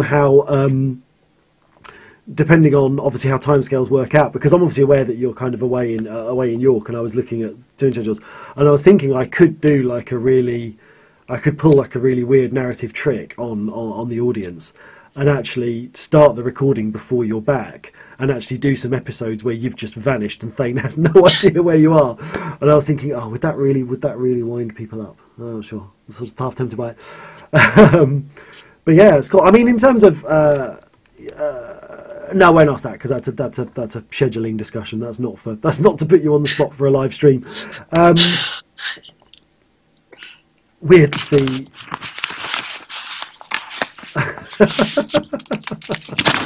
That's funny. Alan's saying it's weird to see May in the cargo holding Thane on the bridge. Nice to see you've put up pictures and made yourself at home. Is this your hammock in the cargo bay? You've slung your bed between two fuel rods and. Well, I've been stuck here for like 2 years now, so... Someone says I'm being kind to you because you've clearly got the lighting, and I presume by that means the life support on. Oh, okay. Yes, so... And in terms of... So in terms... sort of outside of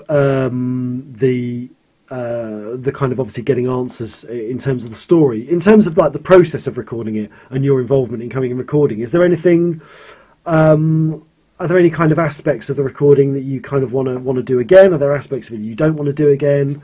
Do you like the different kind of actors coming and going and you doing lots of different scenes with lots of different people, or would you rather it was more focused with like one or two people that were scene buddies? How would that work for you? I don't know. I did enjoy the day where, like, I was just at the theatre from like 9 to 5, recording with like loads of different people. It was interesting seeing how each different person kind of reacted and worked under that kind of in that environment. Yeah. But I mean, it did make the plot situation incredibly difficult. It was very difficult to you, yeah. I think one of the things I might try and do with this, because for people who don't know, Escape Velocity, because it was recorded in kind of a hurry and people were kind of coming and working for free, and the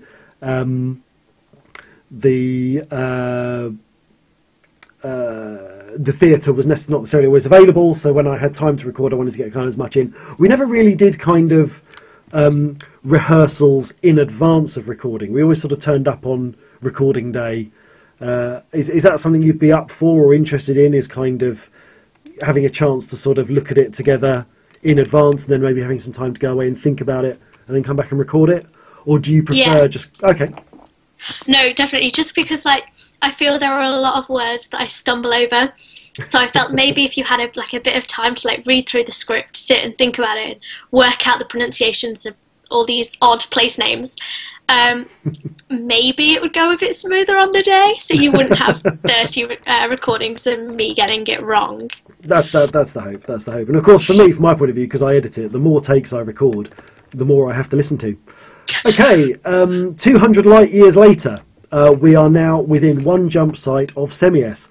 Now, Amy, you're hopefully, I don't know if you remember this, but the system we were in previously was Miela. Can you say it? Miela. Brilliant. And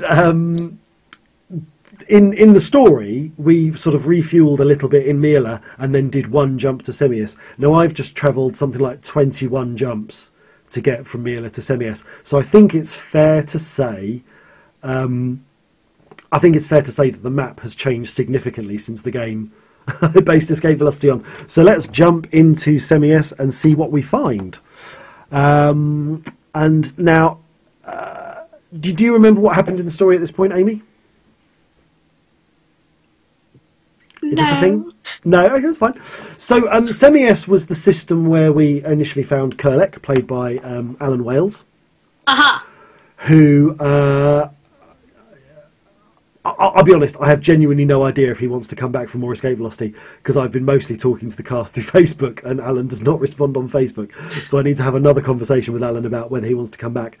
Alan has left the conversation on Facebook. He has left the conversation on Facebook. I know. I'm not sure if he's annoyed with me, because the last thing I got him to do, he came and did a 6-hour recording session for Lave Revolution and he's heard nothing about it since.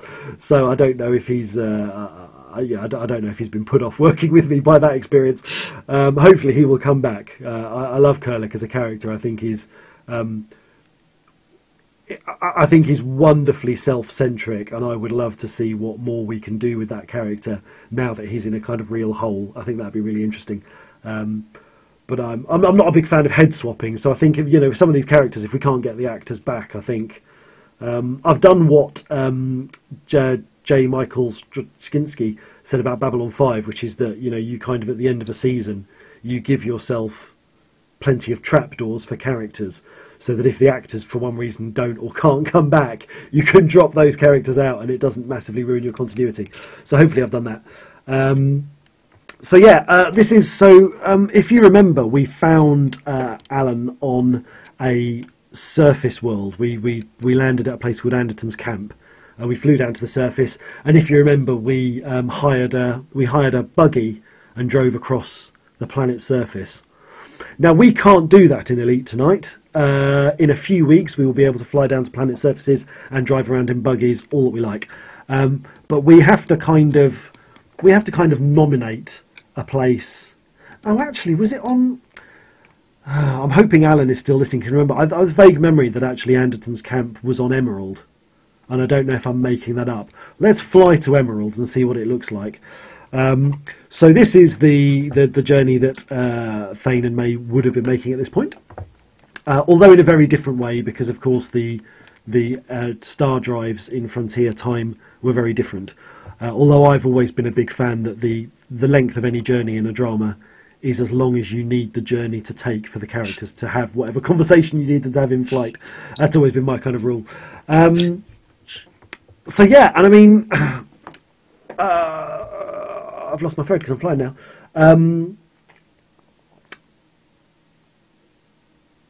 Yeah, well, I mean, I kind of, I don't want to kind of get rid of you so soon, but I've kind of run out of questions for you.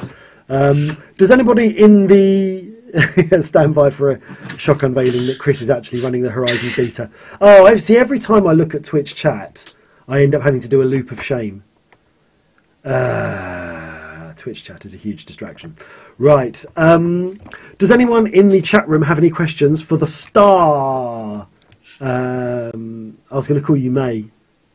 May Timms. Amy Timms. Every time. Does anybody have any questions for her? Obviously, on the basis that the Twitch chat is about 30 seconds behind us, and any questions they have for you about the series, probably I'm the only person that knows the answer.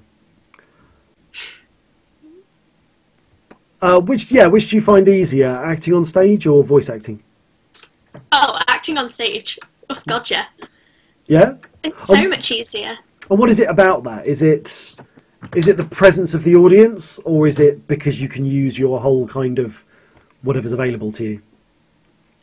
I don't know, I guess it's both. Like, when you're acting on stage, you can kind of sense the audience's reaction, so you know, like, whether to play it up a bit or kind of drag out the laughs for as long as physically possible. Whereas, like, with voice recording, you have to, like, everything has to come from you, if that makes sense. And I just find it very draining. Like, I find it a lot harder work, voice recording. It's partly my fault because it tends to be longer. Because I mean, obviously, when we do the voice recording, we're at it sort of all day. Whereas with, I guess, a stage show, you do when you turn up to go on stage. I mean, the whole show is, 90 minutes to 2 hours. Yeah. And you kind of get on and do your thing and get off. But no, that's interesting. I wondered if maybe, because one of the things I've found, and particularly with doing live stuff, because we've done a few live audio dramas here and there once or twice. Yeah, someone's saying for a barren planet, Emerald is rather beautiful. I'm not sure if Emerald is the right one because I've got here and now and it's an Earth-like. And I'm trying to remember. There was something in the plot, wasn't there, where there was a planet you really wanted to see, and I was like, oh, we're not going to that one. We're going to the really crappy, rocky one next door. That might have been Senius. So let's have a look at what's next door. No, I was just wondering if you found having an audience there when you're performing, whether actually that's kind of energizing and kind of gives you a little bit more to draw on. Yeah. Or actually whether, what's that? And see that, and the next planet out's a gas giant. It can't be that. High content metal world. Let's give that one a go. So yeah, I mean, I wondered whether or not you find that actually having people there that you're performing for live, rather than having this kind of dead mic in front of you, whether that's a different experience or. Yeah, because I guess you can hear their reactions, whether they're laughing, whether they're enjoying it, and you kind of can work from that. Whereas with voice recordings, you have literally just got you saying, "No, you're doing it wrong. Do it again." Yeah. Okay, I'm just briefly distracted here because I'm actually being interdicted on my journey, which is very irritating. Oh, come here. Oh no, I've got away from it. That's fine. Yeah, sorry, what were we saying? No, do you find that you get kind of a lot back from a live audience being there? Because I think every actor's different, and I'm always interested in kind of what environments people prefer to and give their best performances in. Did you? Yeah. Did you come? You didn't come and do the live audio drama we did at LaveCon, did you? I did not know. I wasn't there. No, that's cool. So yeah, are there any more questions for a? Oh, okay. Yeah, so with Amy, I'm going to call you May, and I'm going to call the character Amy. Do you know what? You wouldn't believe how far we got into making Escape Velocity before I realised that May and Amy were actually anagrams of each other. Because I don't spell it the way Alan spells it, like the Chinese way, like May I-E, May M-A-E, and I've always spelt it May as in the month. And it was a really long way down the line. I suddenly thought, actually, Amy and May have the same letters in. I'm not sure if that was conscious. or like. It's when we were out and you started referring to me as May instead of Amy in like Indian restaurants, and I was like, okay, I guess this is where we're going with it.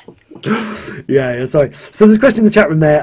Obviously, I know you've kind of said that your hope for the ongoing series is maybe a little bit more clarity over the plot and what's going on, which is fine. I'm sure a lot of people are thinking that.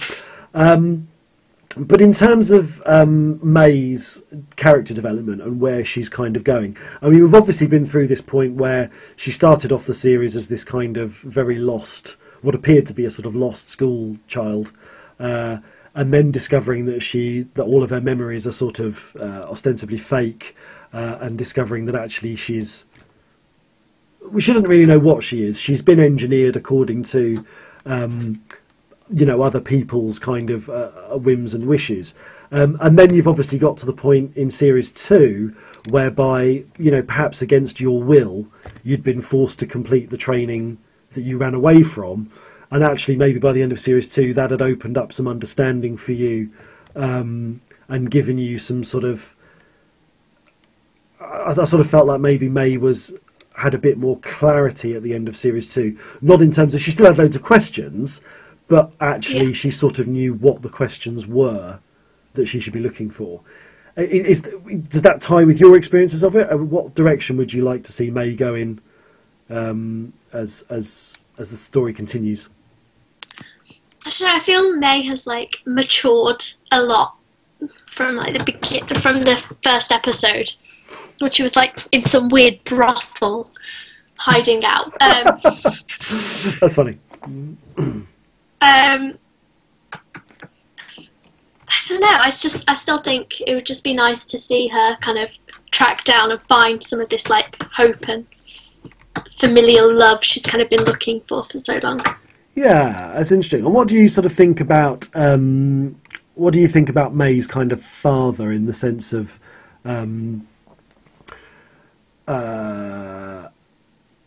Because there was obviously this kind of mother figure. There was the matriarch that was there, and then there was you were off looking for your father.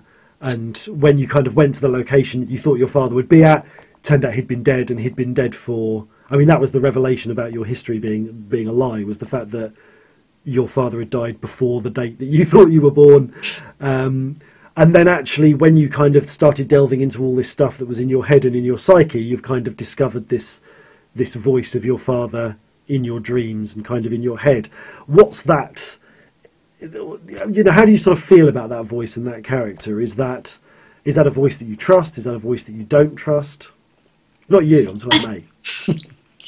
I assume you're talking about May. Yeah.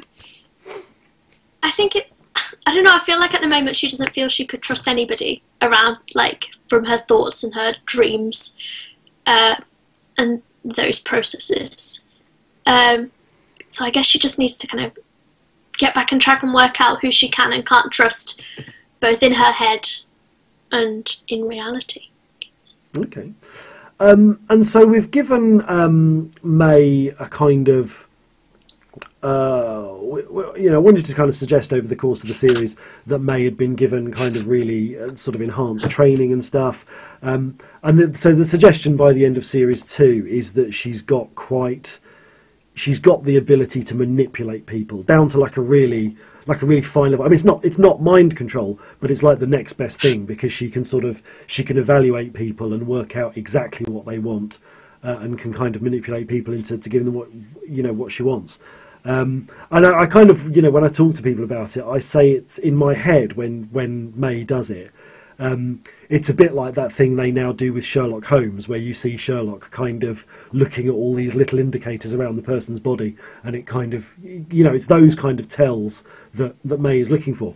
How do you sort of feel about, and how do you think May feels about having that kind of control over the people around her?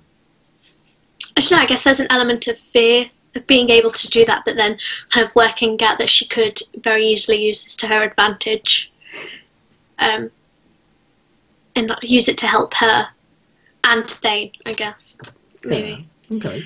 And what do you think? You know, and actually, it's been quite a sort of organic relationship up to this point, because going all the way back to episode 1 that we've been talking about today, Thane kind of didn't want May on board, and May was obviously just looking for a way away. And there was quite a lot of antagonism between the characters throughout a lot of the journey. But what do you sort of feel about May and Thane's relationship, and the point that it's come to, because effectively they've been sort of forced to go on this journey together? Yeah, I guess initially it was like friendly banter. But I don't know, I guess she sees him now as kind of like the only, especially after realising that her father is like, was dead before she thought she was alive. I guess he's kind of the only father figure she kind of has in this world, and she kind of has to trust him, I guess, if she wants to survive. Yeah. And what do you think about that kind of power shift now that kind of May's training has been sort of fully unlocked? How do you think that's going to affect the relation? Because obviously previously Thane has been the kind of streetwise capable one that's been doing all the doing all the kind of flying and fighting, and an awful lot of the stuff in terms of dealing with the dangerous situations has kind of been Thane, in some respects, protecting May. Not that she's a kind of helpless character, but actually because she's out of her time and because she had not finished her training, she was always this kind of slightly vulnerable character. Even like walking around alone on the space station, she kind of didn't really know, what was what. And what do you think about that change of dynamic now that May suddenly has access to all of this leverage that she can exert, and actually maybe now Thane is, I suppose, kind of a weaker character? I guess they're both going to have to adjust to this new like power balance, and adjust to the power shift, and the fact that May is now a hell of a lot more intelligent, and she's able to work and live alone without Thane if needs be, which she never would have done before. So I guess they both have to adjust to this situation and I guess realise her full potential. That's and cool. Not see her as this like 13-year-old that she was in the first episode. Yeah. Oh. So I've just discovered what an interdiction looks like when you're not looking at your cockpit. I'm hoping that someone's going to be around to save me. That's weird, I've got no heads-up display. Might need to report that to Frontier. If you're looking in the external camera and you get interdicted, you have no heads-up display. Let's put that on record. Because I haven't got a heads-up display, I don't actually know if I'm evading this interdiction or not, and I can't see the chat, so I don't know what Dr. Toxic is trying to say to me. I'm wondering if I should just drop out and let him deal with it. Let's do it. Yeah. So. Are there any other questions in chat? There was a question. I'm waiting for the sudden shock plot twist where Imperial Child Services take a young girl away from a middle-aged space pilot. There's always that. Okay, I think Dr. Toxic's quite happy to have someone to kill. Although actually he's clean, so I'm not going to get involved in this. Yeah, no, that's fine. That's all good. Nothing to see here. Move along. And another thing from chat, Ian Norton has drawn a Merlin. Let's see if I can bring this up on. Let's see if I can bring this up on screen. Here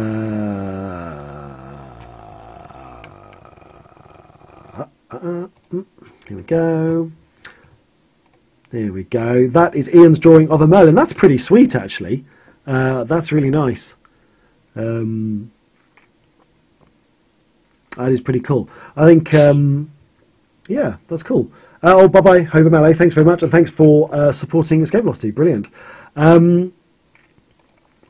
Yeah, that's really cool. I like that a lot. There was another question. There's a question here for you. I think I might be able to answer this. But do you play Elite Dangerous? No. Do you game much? Are you much of a gamer at all? I am not, no. Which might be why the plot made very little sense to me. The names. No, I can't lay any claim to Escape Velocity being an insight into Elite's own plot workings. But yeah, I mean, was it kind of, when you came to it, was it this weird thing that I'd kind of written this show about a game and you had no idea what? Yeah, did you even have an idea why I was doing it? No. Sorry. sorry. No, that's fine. Because actually, one of the things that's been really interesting about Escape Velocity is that it's kind of brought Elite fans into kind of looking at audio drama, because a lot of them, hadn't experienced audio drama before, and actually, in some instances, it's brought audio drama fans. I'm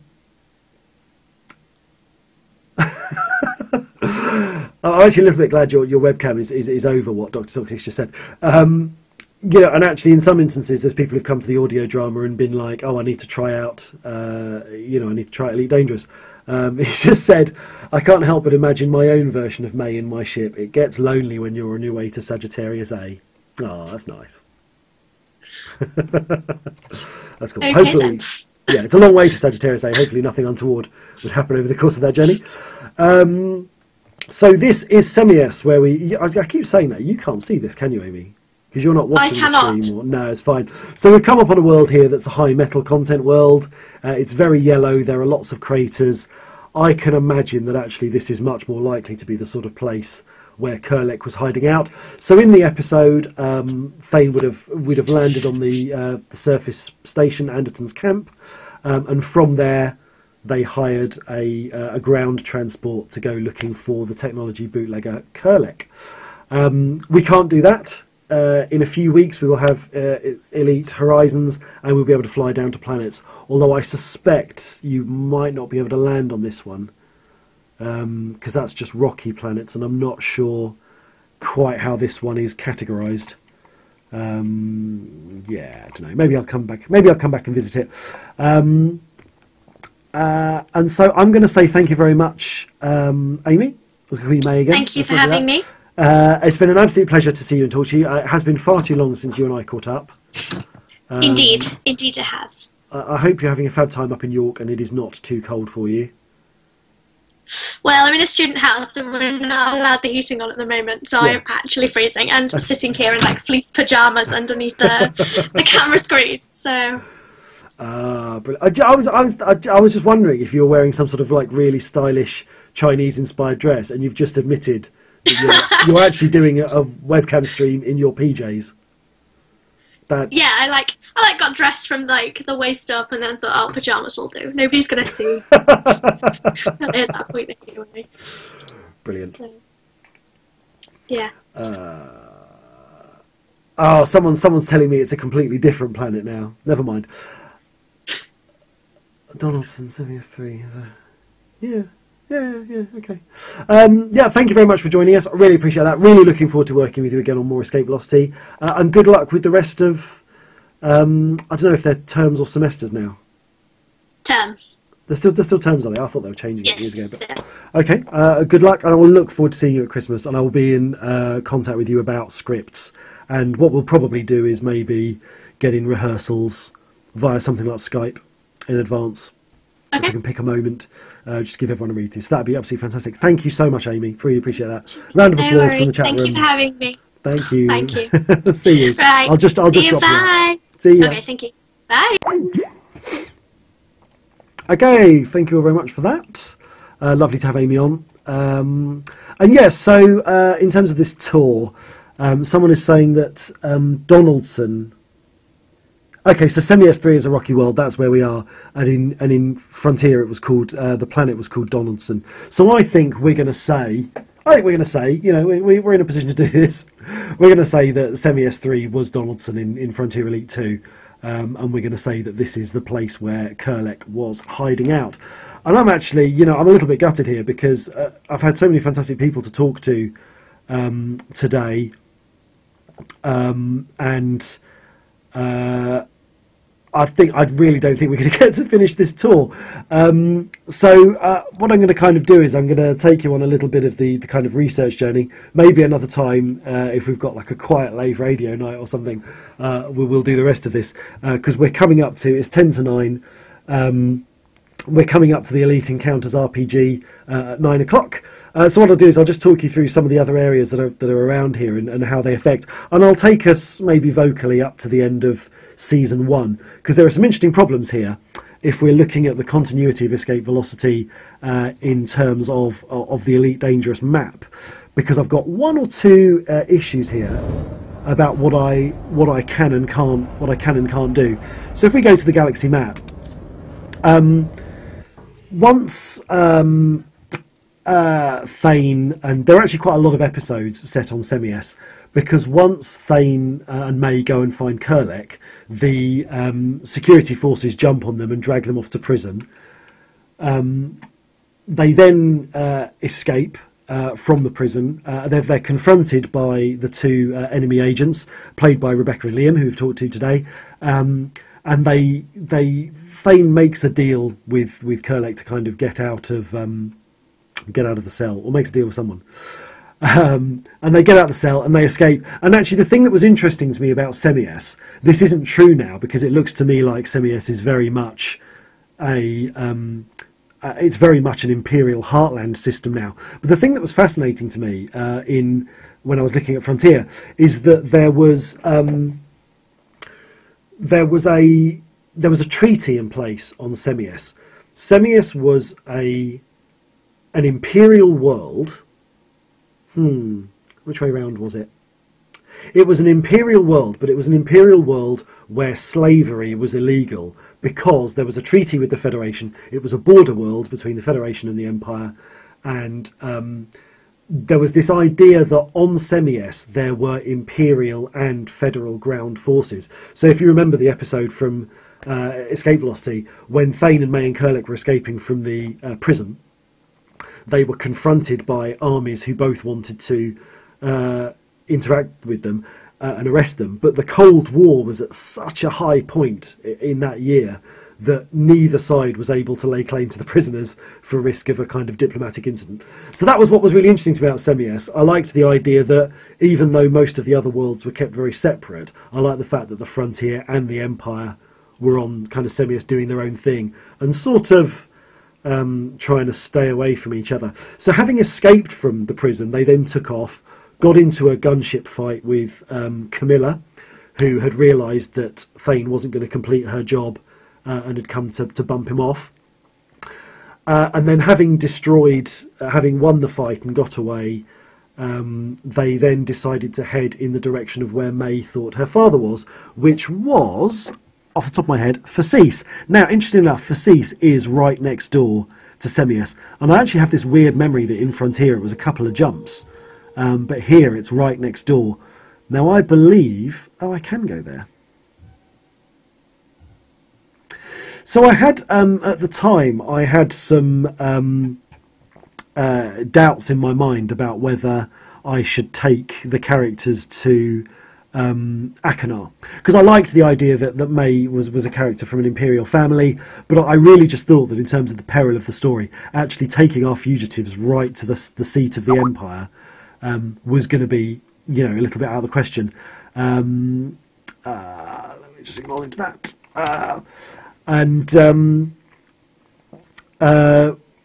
I just thought that the stakes were too high to take Thane into Achenar, particularly since he was being pursued by an assassin and an agent from a kind of unknown power. So I picked on Fasis, and I liked the idea that May's father was some sort of senator that was travelling around on like a big Imperial ship, and that maybe they spent a lot of her childhood that she thought she remembered growing up on a ship that was in Fasis. Because Fasis, I don't know if people necessarily know this, but certainly traditionally, I don't know about now, but Fasis was the home of the Imperial Navy, and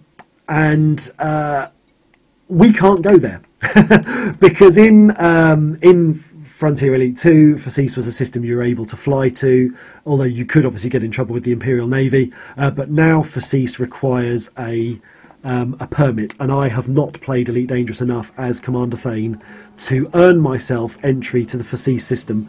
But I'm guessing that the reason for that is because Fasis is still the Imperial Navy's home point. And the other thing that's unusual, I seem to remember that May's father's ship had been mothballed and was in orbit around Fasis 10. And I'm just looking at Fasis's system map here, and there are not 10 planets in the Fasis system anymore. So I don't know if my memory is failing me, or whether actually Fasis now has less planets than it did in Frontier. I'm not too worried about there being less planets. Anything could have happened to those. They could have been sucked in by a passing, like a wandering sun or something. But it was a gas giant. Because, again, spoilers, turn off your speakers for the next 30 seconds if you don't want to hear it. Bad things happen when May, Thane, Kurlek, the assassin, and the agents are on that ghost of an Imperial battlecruiser, and the battlecruiser ends up falling into and blowing up in the atmosphere of a gas giant. So I'm pretty happy with that being either for C6 or for C7. All I really wanted was them to be out of the way of Topaz, which seemed to me to be like a quite populated Imperial world. And that, ladies and gentlemen, was the end of Series 1 of Escape Velocity.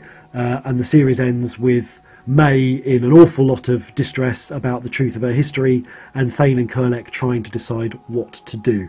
So I'm going to have to leave that tour there at this point. Hopefully I'll pick it up at another time, and I'll let people know. So just as a reminder, we are here today celebrating Escape Velocity and all things Escape Velocity related. And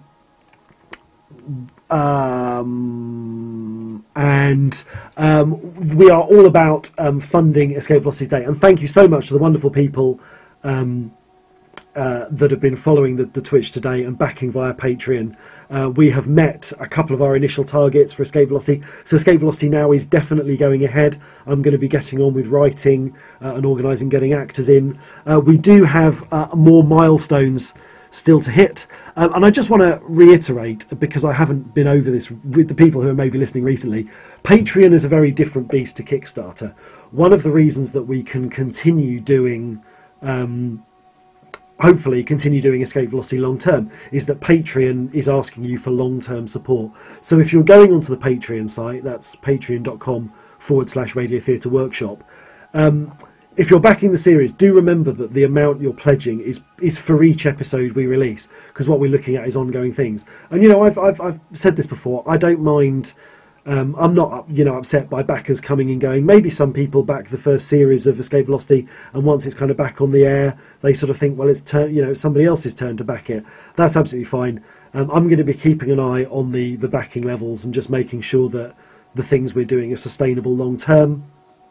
Once you guys have backed via Patreon, that's going to be my kind of main point of communication for talking about the development of the series. So I'm going to be giving you guys lots of regular updates. We've already hit the milestone tier for me producing behind the scenes videos and probably doing some Twitch streams where I demonstrate actually putting the series together.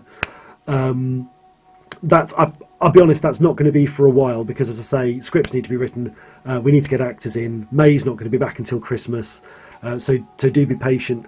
And what I'd really like to do, and again I'll be talking to you guys about this through Patreon, I'd really like to kind of take one of those episode charges up front so that we actually have the budget to make the series, and that way every time we release an episode and take people's money, we'll be kind of funding for the next one along the line. But it makes an awful lot of sense in terms of the kinds of rewards we're offering. If we say to you, if you back at this level, you'll get your name in the audio credits, we need to record those audio credits after you've backed us. So to me it makes sense to kind of maybe do a post up front and charge people, and then we'll use that money to make the series. So I'll put out communication about that to the backers via Patreon. Really hope you guys are on board with that. I don't know what time we're coming up to on the stream video, because I blue screened in the middle of it, kind of lost my timetable. But what I'm going to do is I'm going to take a little bit of a break. I'm going to talk to my players who are coming on board for the Elite RPG. I'm going to play you guys some music, go and take a comfort break, and more important, I'm going to stop and start the stream. So if you see it go off, then don't worry, it's coming back. And we'll be back with you guys in a minute with the Elite RPG. If you're my players and you're listening and you're wondering why you haven't heard from me, I will be with you very shortly. Cheers.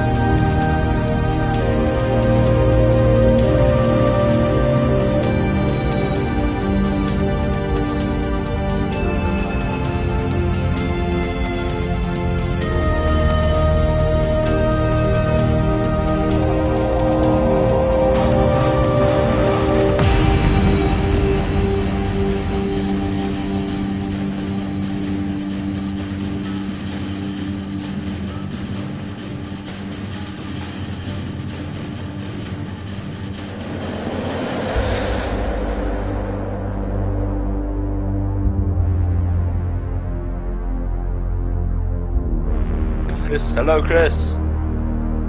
Hello. Hello. Hello. This isn't talking to him up. You need to. It should come up with a pop, Chris, saying permission to use your microphone. Hello, Chris. You look mean. Oh, I can hear you now, Chris.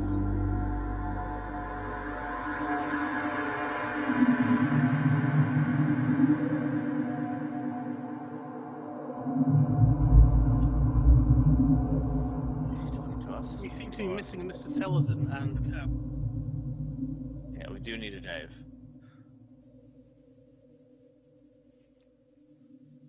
Yeah, I found my character sheet. I had lost it up until about 10 seconds ago.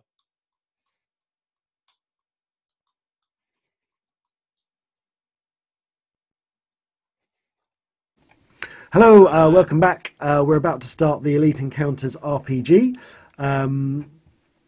And we are... okay. We're just trying to get the players into Roll20. Let me see if my scene is still working. Hey, there we go. So this is in Roll20, so hopefully this will make sense. Yeah, let me... has anyone got the link to send to Dave Hughes to come straight into the game? I know I sent it to you guys before, but I don't know if he's got it to hand. I'll send it to Dave. I found it. I will say you guys are really quiet in Roll20. Right, Dave, I can hear you find it, Darren. Where is Dave? I can hear you. I blame Chris. Yeah, I blame Chris too. Right, Dave, I'm sending you a private message in Twitch, if you can hear me. Awesome. I'm just wondering if there's some way I can boost the audio from... I've boosted a little bit the audio from Roll20. Is it better now? If I shout, will that make it better? Darren, I love your logic there. I will send the Twitch to the Roll20 app in Twitch. No, sorry, in Roll20. I love that. And welcome, Dave. We have newly hair-free Dave Hughes. Congratulations. Hey, Dave. Apologies for the huge face. I can't get this camera to pan out any further. It's worrying that Dave has actually got more hair on his face than he has on his head. Actually, I haven't. It's about the same. I've not shaved it for the equal amount of time. You've got a Ned tracker on as well. I have. I don't know why. You just can't. That's confident for the RPG. I'm not sure. In terms of sound, guys, I'm not sure if we might just need to drop out of the chat in here and use Skype, because I've got you guys maxed out audio-wise. I think people are really struggling to hear you. You know me, Chris. I'm easy. We all know that. So shall we... I just need to make sure that the audio thing in here is off. There's a setting for that, isn't there, somewhere that says use in-game audio? I've never done this before. This is all exciting. Have you not? Yeah, so Ben, you've played on this with me. Yeah, I've just not. It's been a while since I played with microphone, these menu options. Dave, I just meant with the microphone. Do you know? I'll tell you what it is, guys. That's a big hex. Sorry, I'll tell you what it is, guys. It's actually I think it's a Skypeism or something. Basically, when I disable my microphone, you all get a lot louder, and I think it's because your sounds from Roll20 are coming through my main Windows audio, not through the communication channel. So I think to make you audible, we will need to do Skype. Does that? Okay, let us Skype.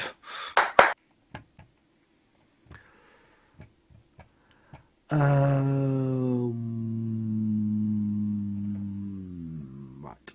Let me. Great. Okay, I'm kind of adding. Hello, I'm kind of adding you guys in one at a time because I don't actually have a group for you yet. So there's Ben. Who's Grant signed in as today? Which of his many personalities?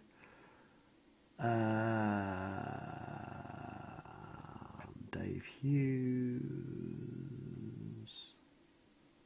Add to call.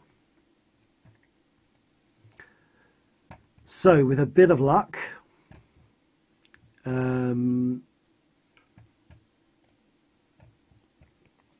can hear you. Can you hear me? Fantastic. Right, let me set those volumes back to normal because otherwise that's going to be quite uncomfortable for people. Oh, I can hear myself. That's me. It's me Oh, you screwing were you sounding about. like Sorry. me. You were saying exactly the same thing I just said a second ago. I thought I had a weird Scottish echo. See, is that what my voice sounds like when it echoes? Oh, we seem to have lost Ben. Ben is dead. I'm sorry. Ben is dead, and I do have a network warning notifier. It might help if I quit out of things like Elite Dangerous.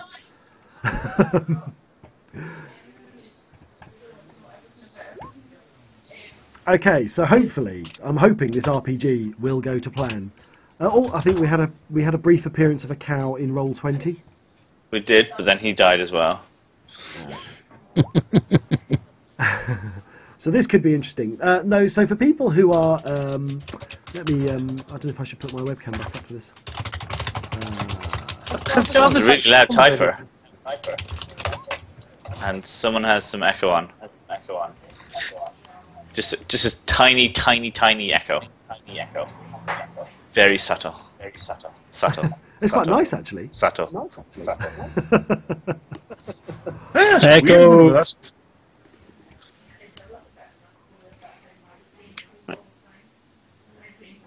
Okay, right. So let me just get my massive face out of the way. Put me down here. Now, so for the people watching at home, we are. Oh, I'm going to stop streaming and start streaming. I forgot to click that button. Let me just do that.